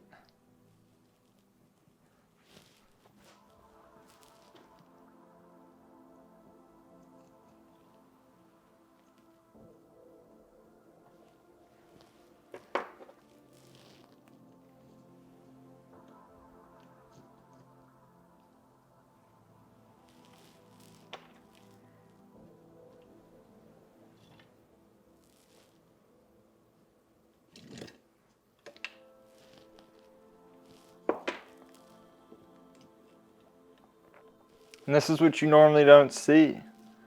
This is normally what you don't see.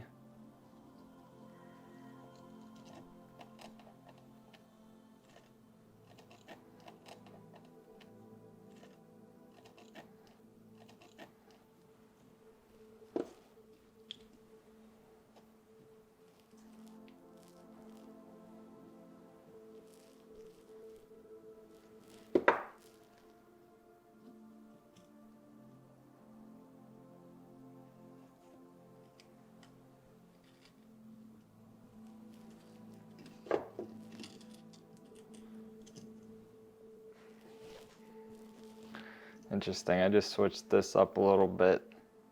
And I think I like how that looks better anyway. Maybe that's why nothing was working for me. I wasn't listening good enough.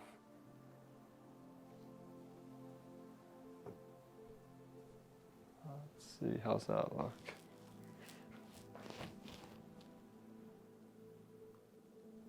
That actually, I think, is it. It's just this little gap here. Not crazy about. So if I could situate that in just a way. Perfect. Perfect. Let's get this here. Oh no! Like as soon as I want to add this here.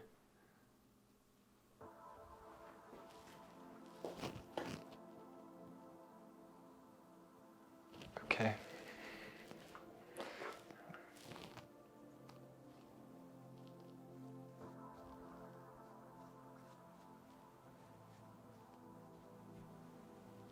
Now let's see if I could do this without screwing it up.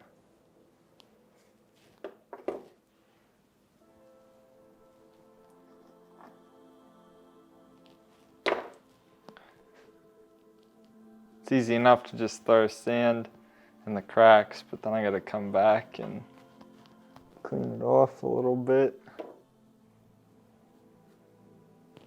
Actually,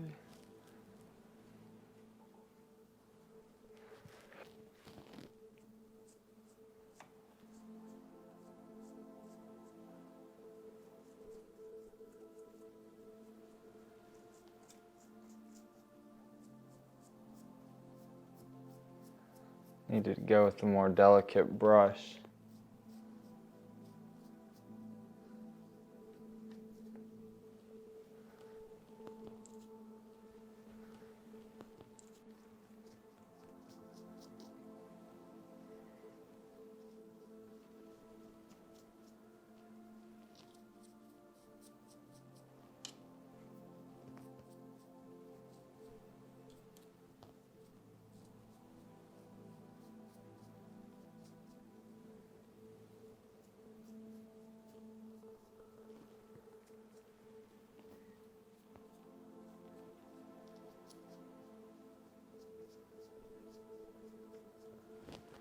Alright, I think we're good. We just gotta put some of this stuff in here for texture. When you're putting these in here, you don't really need to worry as much about the direction of the stones. You can't really tell that much. Maybe on some of these larger ones.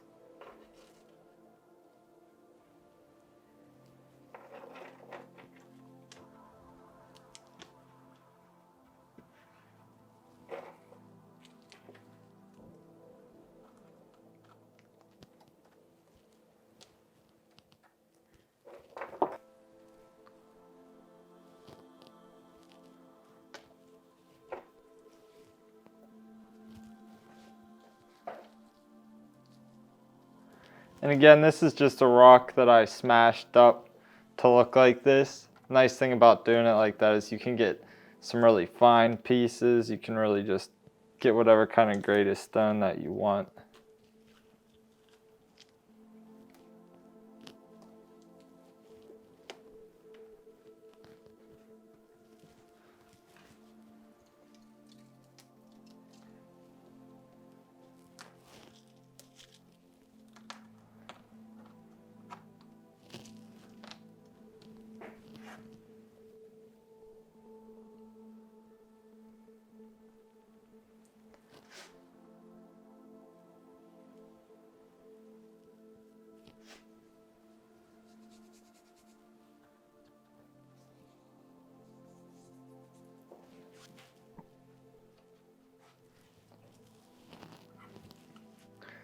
Alright, I think we're good. Just gotta clean up this sand and we're done.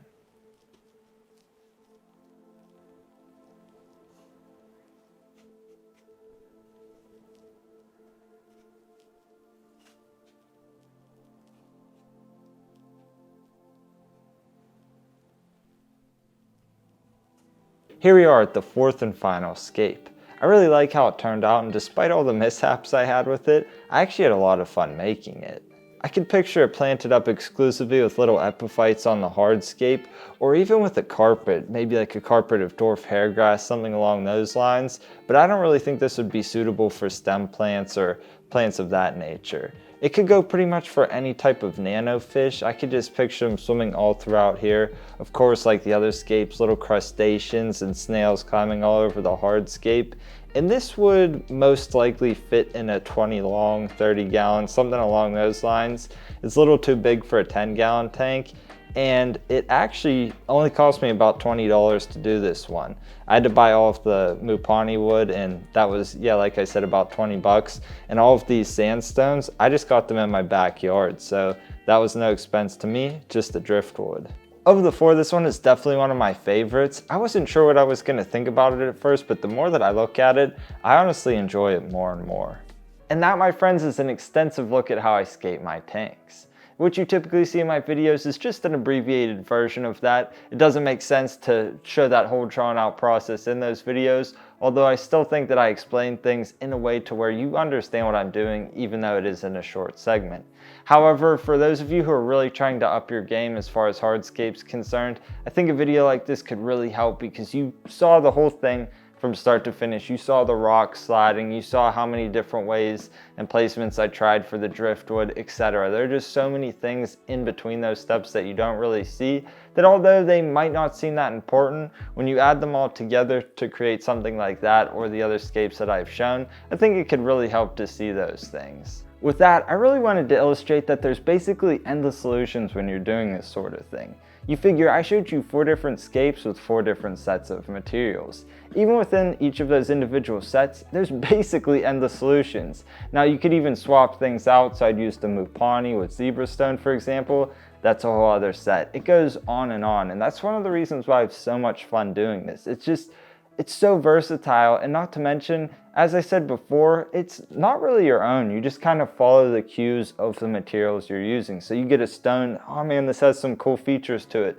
Or a piece of driftwood, man, this has cool features on it as well. And you build a whole entire scape off of that. And it's fun because I don't want to say it's brainless, because you do have to think as you're doing this, but it's therapeutic in a sense, because you're just really trying to figure out the material. You got to listen to it. What's it telling you? And that leads into my biggest piece of advice in this whole thing. Based on so many comments I get, people they overthink this sort of thing. And I was guilty of it too. I used to do it a lot. And so I would say that the best advice that I could possibly give you is to stop scaping and listen. Now, what I'm saying is stop scaping from here and listen to what the materials are telling you to scape. Because as I said, these things, yes, they're your own. You created them, but in a sense, they're not your own, because you're really just following the cues of what the materials are telling you to do. Or at least that's how I scape. I know that I'm definitely not the best scaper in the world. I don't think that I am. All these ones I showed you, if I were to put them in competitions, I can't imagine they would do very well. And that's not why I scape. I do it because I have enjoyment doing it. I have a lot of fun sharing it with you guys. And if you could learn something from this video and all of my other videos, to me, that's what's worth it. And I really hope that you guys all enjoyed this one. It's totally different from what I normally do, but I really hope that you enjoyed it and learned something new. But that's all I have for you in this one. I know it was really long. For those of you who stuck around the entire time, let's do a little keyword. Let's do boat. Boat, that's the keyword. Anyway, guys, I really appreciate it. And until next time, Serpa Squad, take care and peace.